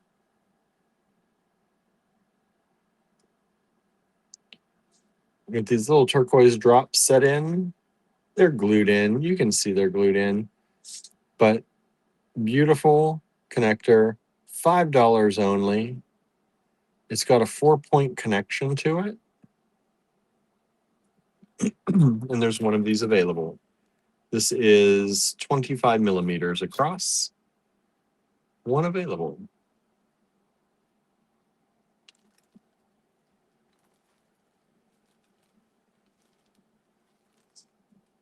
Okay, I'm going to go ahead and put this pendant away. HGF 12, still available. 20 bucks only. That's a great price for a dichroic glass pendant that has a match. We matched it up today, y'all. We matched it up today. All right, nobody's buying the cat. Putting the cat away. Number 13, kitty cat, say goodbye. $1.75. And I'm going to move Andrew's pendant over. I'm going to leave that up for a little bit because I think he's going to try and bring more by the end of the live. We'll see. They take a while to cut on the laser. So I don't know what he'll get finished or not. Let's move these over here. Move this over here. Oops, almost out of frame. Move this up here. Okay.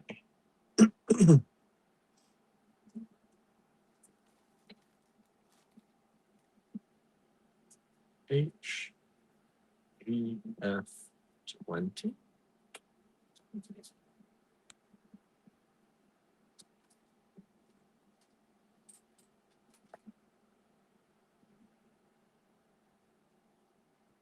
Wow. I'm going to give you the old price on this too. $5.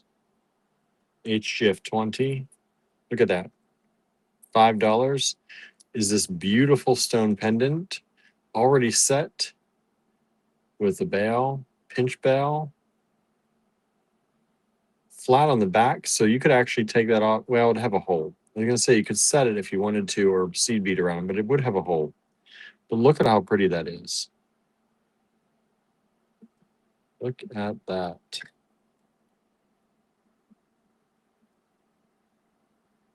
And this one is about 54 millimeters across. HGF 20.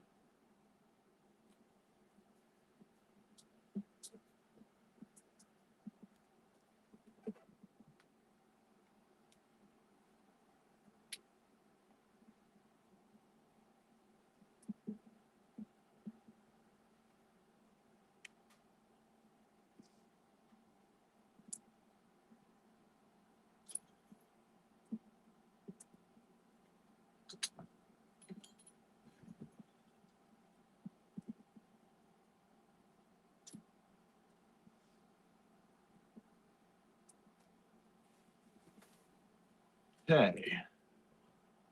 Next. Kimberly says that's a cool moss agate, isn't it?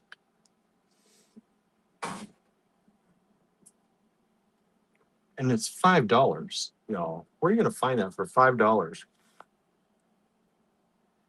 I don't know. We've sold 19 and 20. Thank you so much. I'm gonna put those away.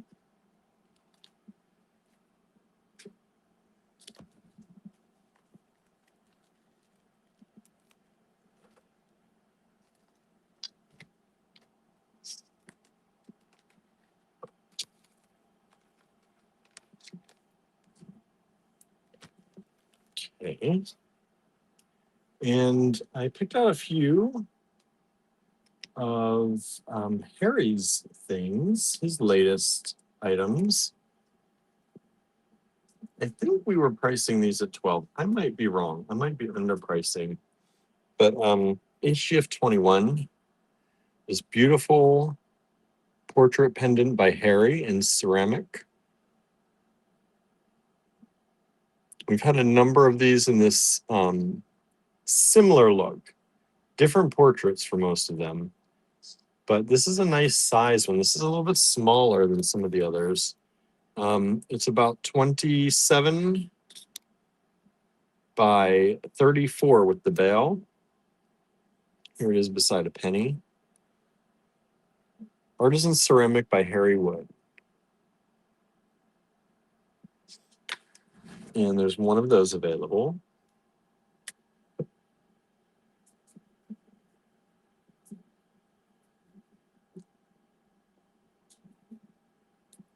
I'm trying to give you some good prices on these things too. Also be fair to Harry. HGF 22 is this beautiful dragonfly pendant by Harry. The holes at the top. Beautiful dragonfly pendant by Harry Wood. This is 37 by 45 millimeters. Thickness wise, it's about 6 millimeters thick. Very cool. I love, reminds me of Roman emperors. This one, yeah, does. Roman coins. This one, I love this, like, flat out dragonfly. Like, it's a big dragonfly on there. Love it, love it, love it. I'm going to move this over here. Running out of room. Wait, there is room still up here. Let's do this up here. There we go. Kimberly says, how have I not bought that bug? Because these are brand new. That's how. We've never shown these before. We're getting a brand new look. Both of those, never before seen by Harry.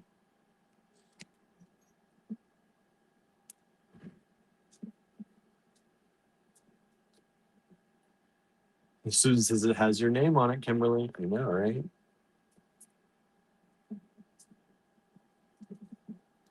We've got another one of these portrait ones, HGF 23. In a lighter brown.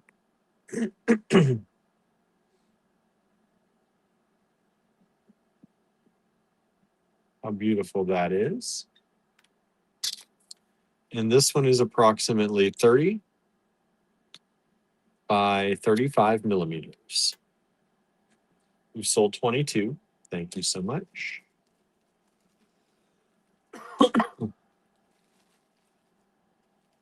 Anne says, even I have to admit 22 is a good looking bug. And you don't like bugs. So that's saying something, right? I just like how it's, yeah, it's so graphic, right? It's such a graphic piece. Maybe because we haven't seen that particular one. Yeah, you haven't. Harry sent us new stuff, y'all. We're slowly showing it to you.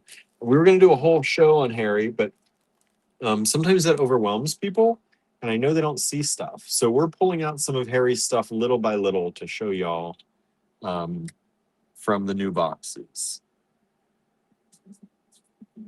And there's still a lot, so maybe we'll still do a show at some point. But right now I've sold a number of these kind of pieces in the shop recently. HGF 24, $24. This little gentleman looks like Gilbert got dressed up for the day. He's gonna go, I don't know, he's gonna hit the town. This one's name is Walt. But this is a little statue by Harry. We sell a number of these. Like, we don't get a lot of store traffic, but for the amount of store traffic we get, we sell a lot of these little statues by Harry. And this is one of his little cats. So $24 for that Walt there. HGF 25. And I think I just sold the one of these that we had in the store. It was very different though. One of these we had in the store before, was a gentleman dinosaur. And this one, well, I'm not going to say what gender. It has a dress on, though. It's got a little dress on. We're not going to claim gender on any of these. The other one was in a suit. This one is in a dress. So this is $24. That's what we sell them for in the store. And we've got this one available. HGF 25. $24.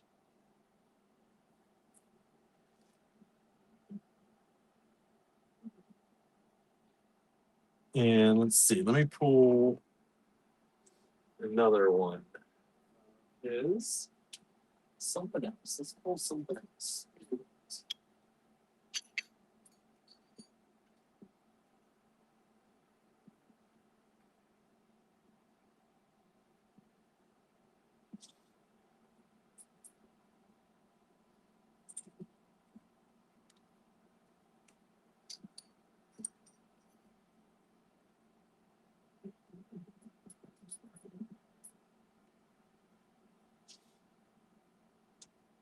Okay.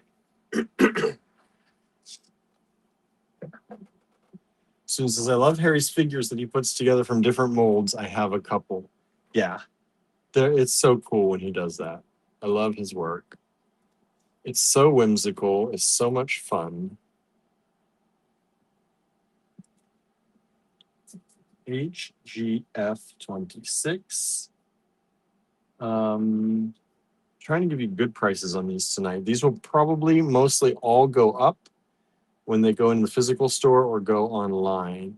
I've been selling a number of Harry's things online, so when they do, I love this one. Look at these flowers.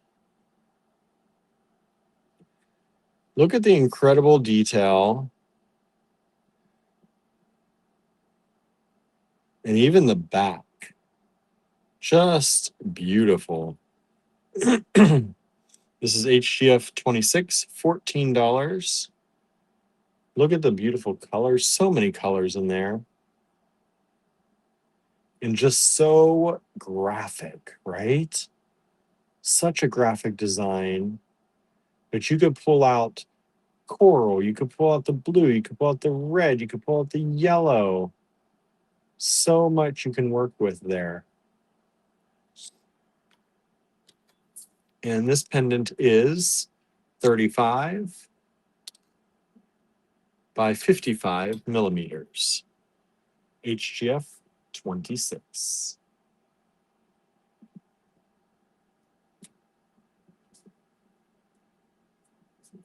All new. These are all new from Harry, y'all. In the new box that Harry's sent to us, HGF 27. Check that out. Kind of a sunflower, but also very gear-like.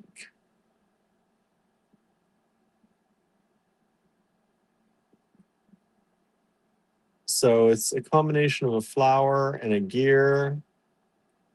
It's so cool. Beautiful back. Kim asks, does Harry sign his pieces? Generally not. No, generally he does not. He makes so many. I think that's one of the reasons why. He just makes them and puts them out into the world. We are pretty much the only place you can get them. He used to sell himself, but he now pretty much relies on us to do the selling for him, which we appreciate. Like a pinwheel. Yes, it is, right? It is like a pinwheel. Very cool. HGF 27. Oh, let me give you the size on this one too. This is 30 by 50 millimeters.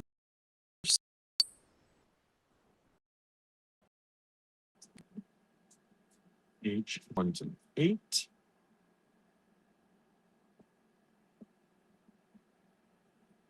And let's do this.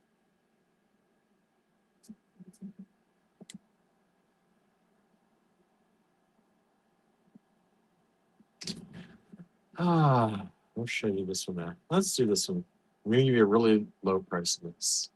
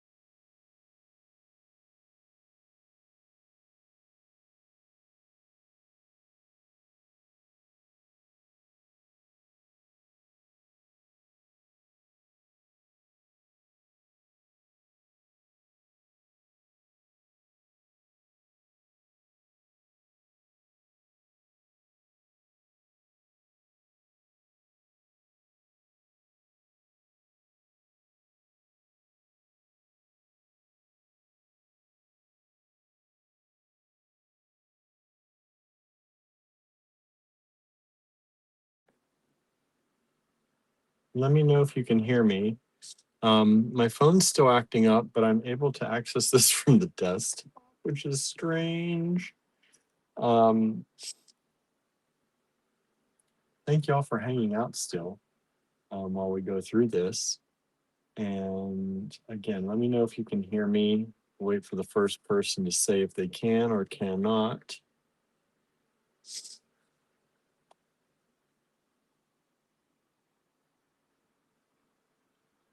Let's see here. Let me get things go over here.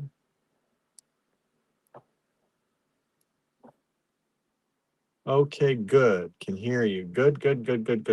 Okay, we've sold 27 in the meantime. So thank you so much for those of you who grabbed that. Everybody's talking about, okay, we asked about snacks here. Honey Nut Cheerios without milk. What am I missing here? Everybody's, oh, good snacks. Used to have toast with raspberry jam just before bed. Ooh, that sounds good. Toast and peanut butter with cinnamon. Ooh. Norma says usually like something chocolate or sometimes frosted flakes with or without milk. Never had them without. I always have them. I love frosted flakes. Thinking of grabbing a slice of pineapple zucchini bread. What? Sounds good. That does sound good.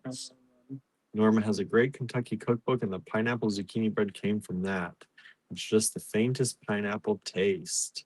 We had extra pineapple taste today. I know, I was telling them about that. The Dole Whip. Good. Brown sugar shortbread cookies, says Marianne. Kimberly's asking for that recipe from Norma. We also tried the BTS Oreo cookies this week. Oh, those are sweet. They are not that sweet. They were, oh, you did, they were sweet. Anne says, I was just talking about peanut butter balls today. We used to have them all the time. Peanut butter, powdered sugar, butter, Rice Krispies rolled into a ball and covered in chocolate. I remember those. We had peanut butter balls, but it was different. I don't think we had Rice Krispies in ours. Ours had dehydrated milk. Oh. Did you show them? Not yet. I just got back. All right. Let me first, I already had this one planned. So I have a paper for this. Let me show you this. This is a turtle. Are people still watching? Yeah, we got 16 people still watching. I was chatting in the comments so people wouldn't leave us. Oh, don't abandon us. I know. May I ask what's in those Oreos? The BTS ones? I don't know. They're brown sugar something. Like Korean pancake. They're purple. They were sweet. I don't know. They taste just like something to me, but I still can't name it. Look at this cute little turtle by Harry. $14 for this little statuary little thing. Okay, now Andrew made some more things for y'all. And HGF 29. What were you doing? It's $36. Okay, so there's this one. Oop. There's this one. This heron. Heron. Heron. And mine has a little bit more blue in it. So there's this one. And you can see by when I hold the light, some places you see it darker than others. You see different colors come out. Like right here, there's some blue and red kind of coming out. I think some of them glow too. And so that one is HGF 29. HGF 30 is this heron.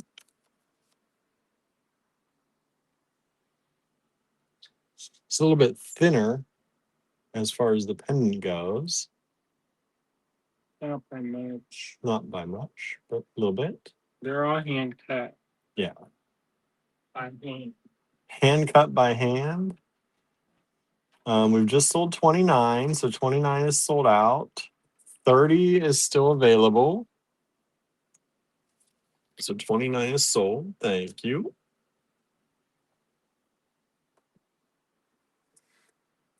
And let's see, there's one more here.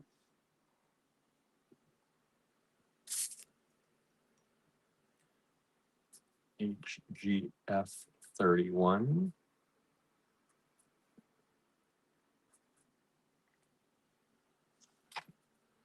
And this is the Palo. The Palo.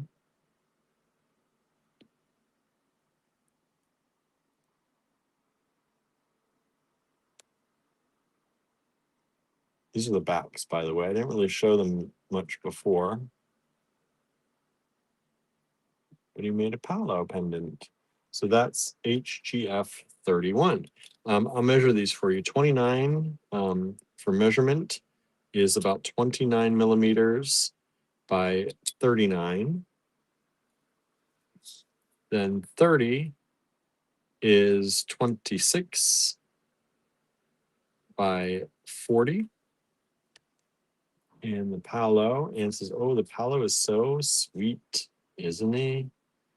This is 30 by 40.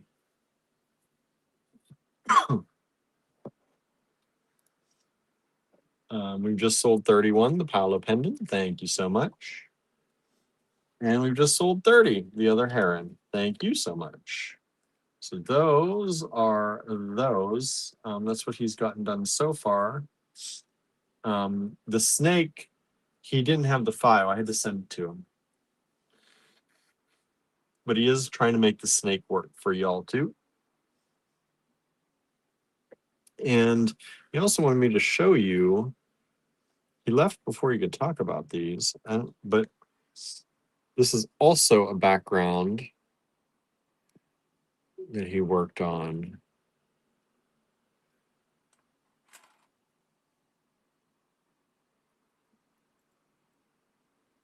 Like this. And I don't know if he's planning to etch these or if he's going to sell these as is. I think they're really pretty just the way they are.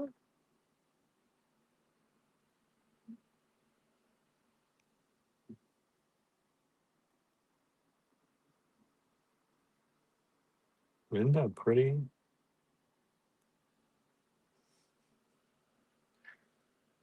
Let's see here. What's everybody saying?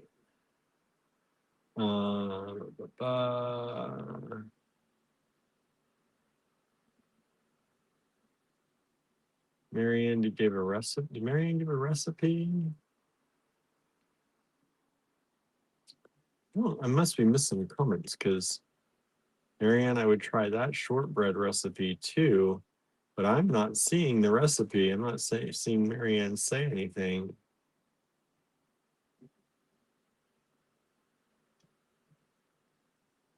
Yeah.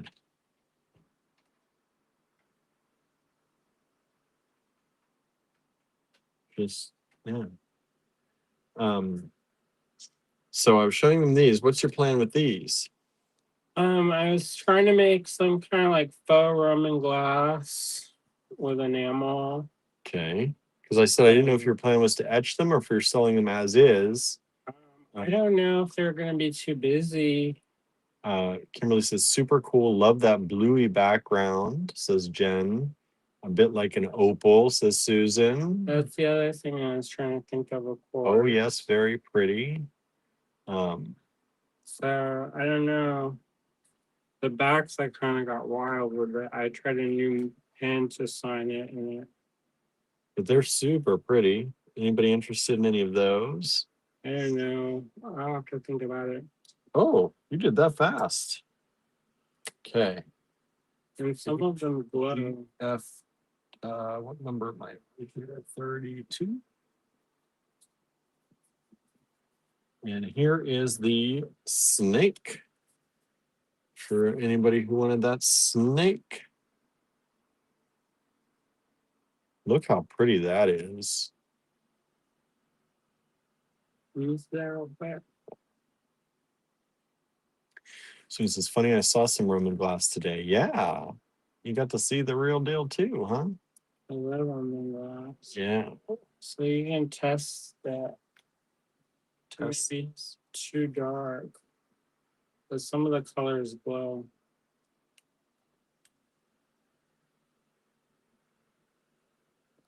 There's a There's a hint. little bit of You red. can see Yeah. there's red in here and green, a little bit of green in there. Can people see that? It's real subtle. I need to perfect that. Ooh, it's glowing good right there. Yeah, look at that glowing red. It glows red under the black light. And then this heron has a little bit of glowing red in there. The owl glows up in here. Let's see if Paolo's got some stars. Look at that bright, like a star by his eye. And then some red. Yep, goes red. Kind of right in the face, glows red. And then this heron, number 30, glows red up along. Ooh, look at that. It all depends how you catch the light.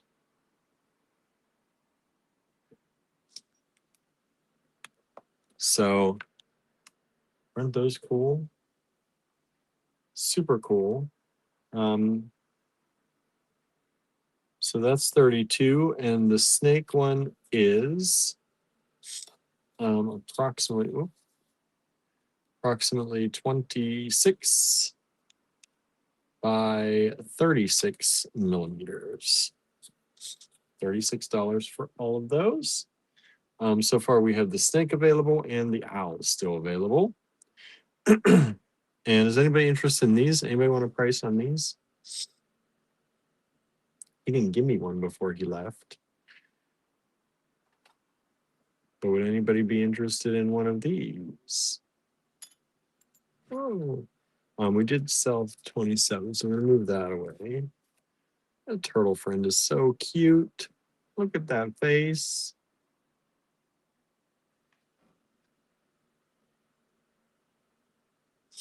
How much do you want for these ones?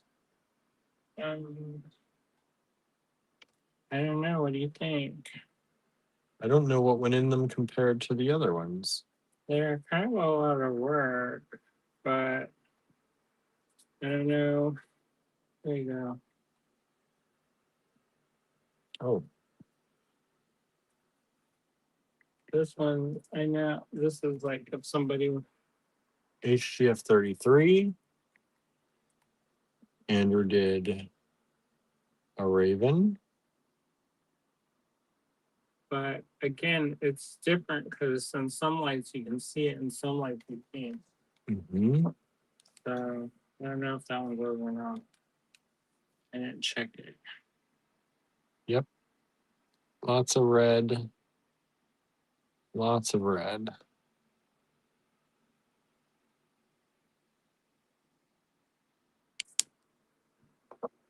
Okay, let's see here. I would be interested in one, says Jen. Kimberly says yes. Susan says I might be tempted, depends on the price. Kim says love that Roman glass look.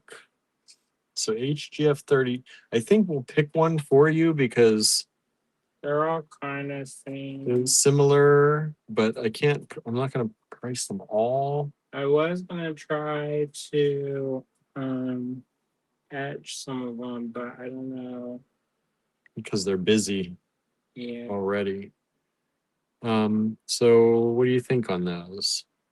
32? sure.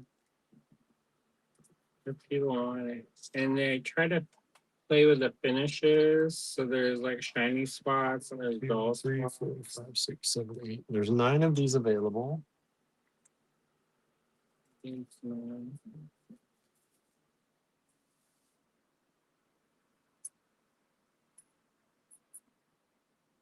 And I have one, I think two more blanks, and they're kind of like old gold. So if you want something in particular, In this, yeah, I may be able to make that real fast. But I'm getting pretty wore out. yeah, this is the end, unless somebody wants a request. So the snake is 32, the raven is 33, and then we've got these up here as 34. We'll pick one out for you, unless you want to pick a specific one and send a screenshot. But that's going to be hard for me to match up for sure. Easiest way, if you want one of those. The raven really glows, says Jen. We've sold one of the 34 so far. Thank you so much. Oh, wow. Oh, wow. You never know how people are gonna like. Because I made all those gold ones on the website, and only a few of those sold. And I thought those were like amazing. Yeah, you never know. I like these, but they're kind of experimental. So I don't know. You never know. Never know. And worst comes to worst, I put them back on the kiln and see what happens. Add a decal or something. Right? They'd be fun with some decals, maybe. It'd have to be a pretty deep, like a thick decal, like a show solid. Yeah. Oh, we sold another 34.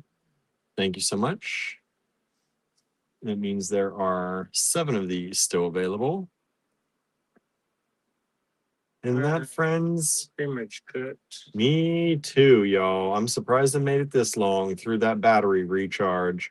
I know, I thought you would give up. Thank you so much for hanging out with us and chatting while we got to chat. I said I felt like I was on the D stash because we were just chatting. But thank you so much for being with us. Kimberly says, I would love to see a bee etched on one of the 34. I bet it would be cool. Which one? 34. That's these ones. Oh, here, give me one. Give you one. No, pick one that's mostly shiny in the middle. Mostly shiny in the. This one's mostly shiny, but it's not plain.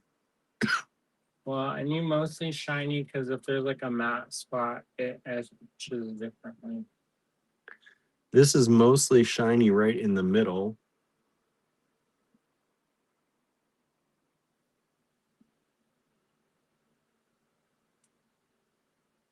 Well, we'll see. This one has a spot right. There's this one too.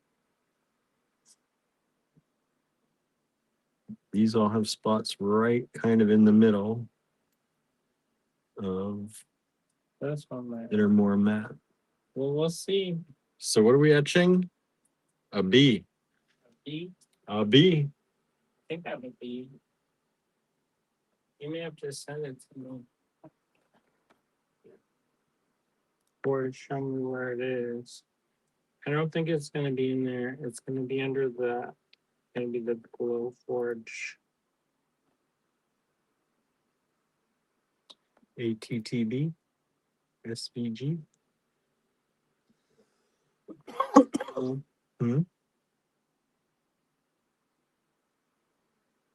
Sorry, y'all. I'm searching for. I can look. That one. What's that called? For mother of pearl.tiff. Oh boy. It's right in the Glowforge folder. Okay. First level. Under B. Now I've got to talk for 6 to 8 minutes, y'all. We've sold 32, the snake. Thank you so much. That one is now sold. 33, the raven is the only one left. Thank you, thank you. So Andrew is going to go get you that bee. Hopefully real quick. Kim says, good night, guys. Hope you don't get sick, William. I hope not, but I feel it coming on a little bit. So we'll see. Let's see here. Have a great weekend, all, says Marianne. You too, Marianne. Thank you so much. The blue colors really makes those pendants pop. I know, right? Aren't they pretty?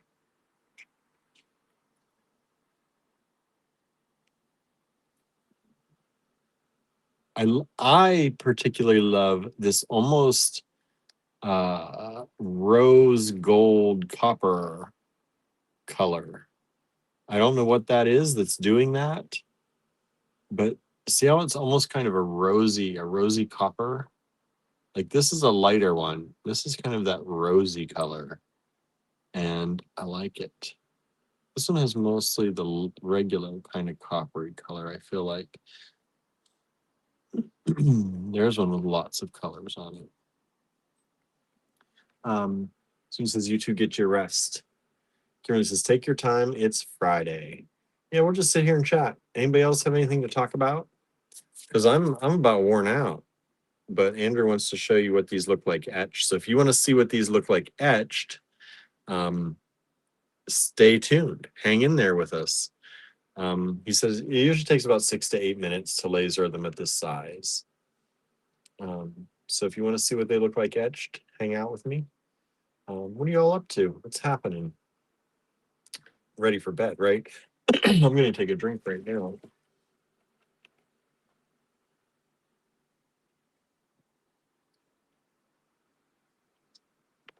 So in my juice water lately, the other day I ran out of juice water, and the only thing I had in the house was apple cider vinegar that I could use because lemon juice concentrate makes me break out.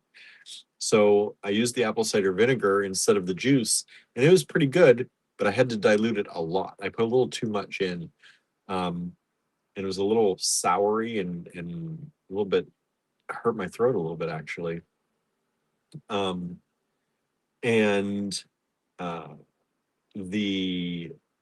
then I started putting in juice with apple cider vinegar, and I got a peach cranberry juice, cranberry peach, and added just a hint of apple cider vinegar. It's so good. It's really good. And supposedly that's really good for you.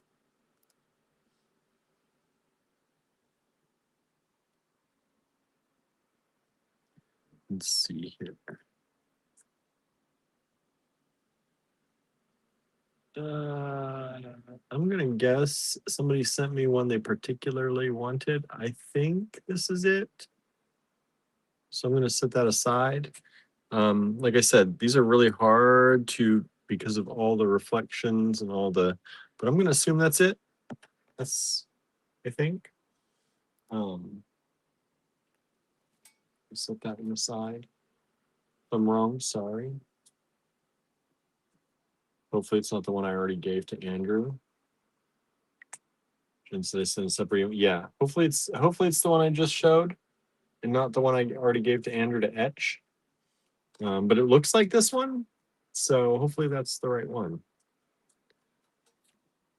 Because the one that's getting etched is too late, if that's the one. But that one looks like the one you sent. Like I said, the shadows and the reflections and things do change. Kimberly's finally enjoying her soup. Nice. Yeah, I'm kind of really hungry now. Maybe I'll run to Sheets.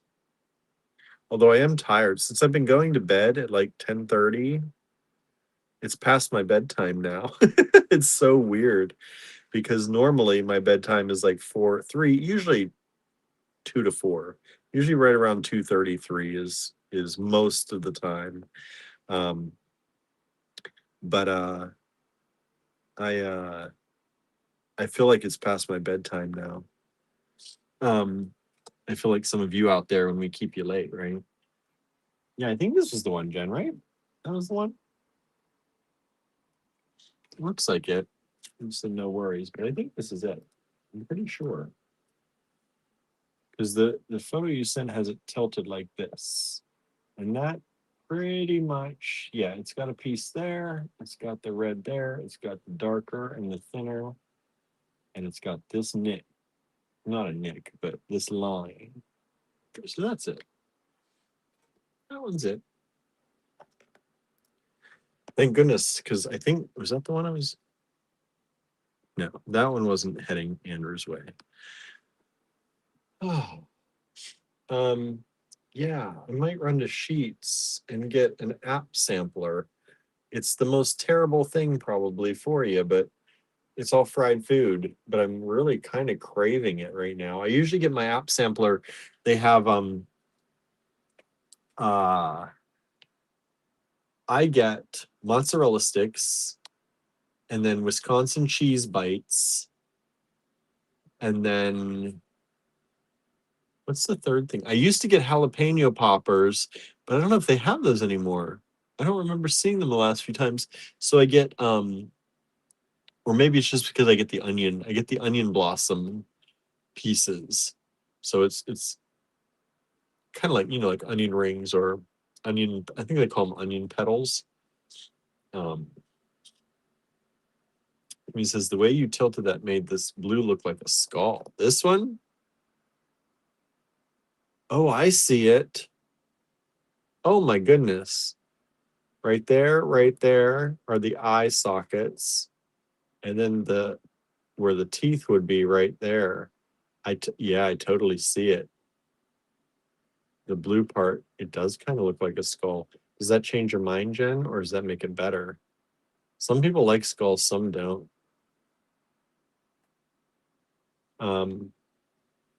You were so conscientious. I try to give you all what you want. You know that. Sue says it sounds like the ideal comfort snacks. They are. They're so good. Sometimes it upsets my stomach though, because it's all fried food. But I'm kind of hungry for an app sampler. You too? And it was like, me too. You back? How'd it come out? Hot damn, it turned out awesome. Hot damn. Oh, don't just hoard it with your own view. Everybody's gonna want one of these. Look at this, y'all. The etching turned out kind of. Holy moly, how beautiful. How did that happen? I don't know. Chemistry. Living through modern chemistry. Jen says if someone else wants the skull, go for it. Do you still want it? Is the question. Do you still want the skull one? Look at that with the bee. Who asked for the bee? Kimberly asked for the bee. Oh, hand me another one. And just here. Kimberly's calling dibs on the bee. Here, Kimberly, let me give you a number. HGF 35. Still 32? Now he's like, now he did something to it. And it should be 36, really. Yeah, they have to be more because there's more work. They have to be more. We have to keep the pricing. So here's this. Sorry. It has to be more because it's more work. And it has to stay in line with all the other ones. So there's that. Yeah, it's still a great price. That is amazing. Hot diggity. Anybody got any other request? Well, he just went down for something else. The bee has sold. Thank you so much. Anybody have any requests for theirs for another one here? I don't know what he just took one down. He's going to go etch it again to see if it comes out the same way. I think, because you never know. This one could come out like that, and then the next one you etch could end up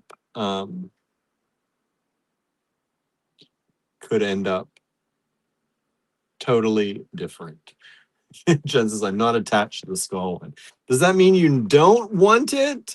Or does that mean would you prefer this one over the ones that are here?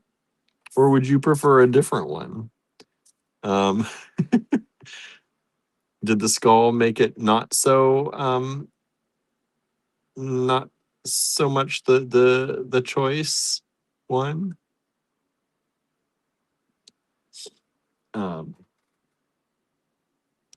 I just wanted a good amount of bright blue in the middle to use as a focal. Okay. Well, you can keep the skull if you want it. I mean, it's not really a skull, but it does It was not meant to be a skull, let's say that, but it does have that. Now that you see it, it's hard to not see it. If you want another one with a bunch of blue, this one's nice. This one has a lot of blue on it.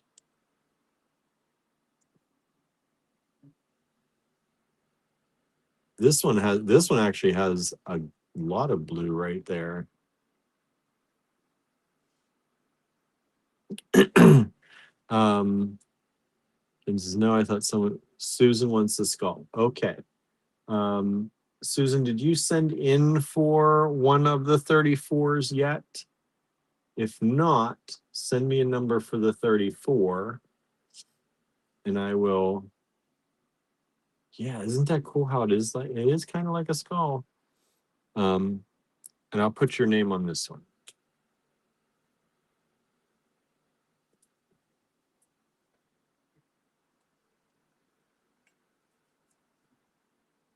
It's abstract. Yeah. Okay. So just send me a number for 34, Susan, if you haven't already. And I've set that one aside for you instead of Jen. Jen, do you have one that you particularly want from the grouping that's still left here? The ones that are the most blue, I will take the one at the left, the one at the left you just showed. This one or this one? This one has more blue. This one is a little bit bigger though. They're both at the left. You want one or two, Jen? One or two? We'll do it that way. One or two. Yeah, so I think I'll be making a Sheets run after this because Andrew just said he also wants an app sampler, or at least mozzarella sticks, probably. I didn't think our lunch dinner today was gonna quite make it to the end of the night. One. Okay. There you go. Thank you. So we've got let's see here. So how many 34s have we sold? We've sold 1, 2, 3. So I'm gonna pull another one for somebody. I like this one a lot. So I'm gonna pull this one for the other person. This one's very colorful. I'm gonna pull that for the other person. Other person. Hopefully you're okay with that if you're still watching. It has a lot of every color in there. And we've got 4 of these left now. We 1, 4, 5, 6. So Andrew reduced this down to 7 of these available because he took one to be etched and he took another one to be etched. Email sent. Thank you, Susan. I got it. Whew, what a week, y'all. What a week. And I got to be up and at the store tomorrow morning. What a weekend, going right into the weekend. It was a fun week, though. I had a lot of fun. Oh, you know what? I do have one of my cups I brought into the house. I think the rest are in the car, my things that I made. Andrew, are you watching? I was gonna say if he's watching, Kimberly says I'm excited to see what he comes back with. Me too. Me too. I should have told him to bring my cup. Andrew, if you're watching, my cup's in our mug cabinet. My very thin one that I made, the first one. Bring it up if you're watching. I know I was going to do show and tell on Monday, but I could do that. Susan says, I'm serious, William. Rest. I do need to rest. I will be grabbing some probably comfort food tonight and trying to get to bed before midnight. That'll give me a good 8 hours or 9 hours of sleep before I have to. Whoops! I was like, why is the camera moving? Before I have to get up. We open at 11. So as long as I leave the house by 10 or 10:30, I should be good. I If I get to bed by midnight or 1, that should give me 8 to 9 hours. And I don't think I'm going to make it much longer than that because I am exhausted from the week. But I'm probably going to take some melatonin so I sleep well too. Maybe some CBD. I have some CBD gummies. When I take those, I usually sleep pretty good. Please spend some time resting this weekend. I'm going to try. Andrew's going to be getting ready to go on Saturday, well, tomorrow, to go to Pittsburgh. And then on Sunday, he will be heading to Pittsburgh at some point on Sunday to find his accommodations for the week there. And some of our friends are heading up this way to hang out with him in class at Contemporary Craft. So that's going to be cool. I might go up and help 1 or 2 days out of the week, but not every day. I'm not going to be traveling back and forth every day because I've got to clean the house because we're going to have guests coming after that class to hang out with us. Len is coming to visit. And so I have to get the house cleaned up and all that stuff, guest clean. There's a difference for our houses, right? Between clean enough for the people who live there and then guest clean. So I do want to spend some time resting this weekend. After the store tomorrow, I'm probably going to try and take it easy tomorrow night and kind of just chill and get my rest so that I don't get myself wound so, tight or down that I get sick. What'd you do now? I want a preview of something I've been working on. Jen says, get the paint ready. I know, right? Oh, Nobody's seen it. that's funny because we were just saying, so Jen had picked this particular one out. And if you look at just the blue, and then Jen's like, maybe not. So then Susan took it. And so y'all, look what Andrew just did. Look at how that metallic shows through when it's etched. They turned out good. These are coming out good, good, good. No, the only problem is I don't remember if I made it. Does Andrew has a tendency not to write down the process? I was very, very tired. And yeah, because you would have to know like what layers or what even to get this same exact for sure. I think I started with a soft fusing clear, maybe Cascade blue, and then all of that paint, the iridescent pigments. Well, you've got at least 4 more to do it on before they're all gone. We've sold 3 of them plus the etched one. You want to put this one up? Sure. Is that one ready? What number was this? This was 35. 8. I feel like a short order 30. I know. This get is my steps in. I was like, I need to like put my feet out. Yeah, we're gonna do that right now. And then there's 36. If somebody wants that skull. That's the first time. I made this skull really skinny and then I kind of made it more chunky. Yeah. That's a good proportion, I feel like. The way it is. Original is kind of skinny. Yeah. Boy, that looks good on camera on my screen. I thought it turned out really nice. Oh, this is the original. There's the original. And then there's a preview of the other design I'm working on. Oh, what's that? I didn't show it. There it is. Yeah, they're all hand drawn. Hand drawn first. All right, y'all. Thank you for hanging out with us. You spent a lot of time with us tonight. We appreciate it. Almost 4 hours. Is it really? 3.5. For some, they were like. For something I wanted to be quick tonight, Quick, quick like a bunny. I know. Slow, slow. This is, oh my goodness, it is so, so, so good. I worked hard on it. So that is available. Yeah. Kimberly says, oh, a pumpkin coming up soon.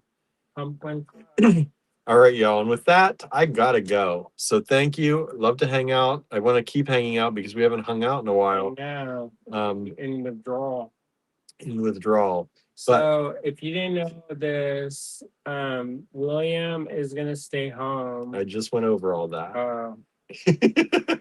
I don't know. I was working. I know. I just went over all that. I'm gonna be home. I got to do the cleaning. Got a visitor. You're gonna be at Pittsburgh. I might stop in once or twice, but not gonna be up there most of the week. Still do the lives. Gonna still do the lives. So we'll be here with y'all. Thank you so much. Have a great night, everybody, and we'll see you back here. Well, we'll see you back on Facebook hopefully on Sunday night for the D Stash, and then Monday night, 7:30 p.m. Eastern time. Just me. You got just me next week for the live. And maybe he'll do it from contemporary craft maybe or something. We'll get us all in there. All right, everybody. Everybody's saying rest. Everybody rest, rest, rest. We'll buy some more stuff and then we'll feel then good we about can. this. I know. No, y'all have done well tonight. Thank you so much. We appreciate it, and we will see you back here. Good job. Monday. See ya. Bye, everybody.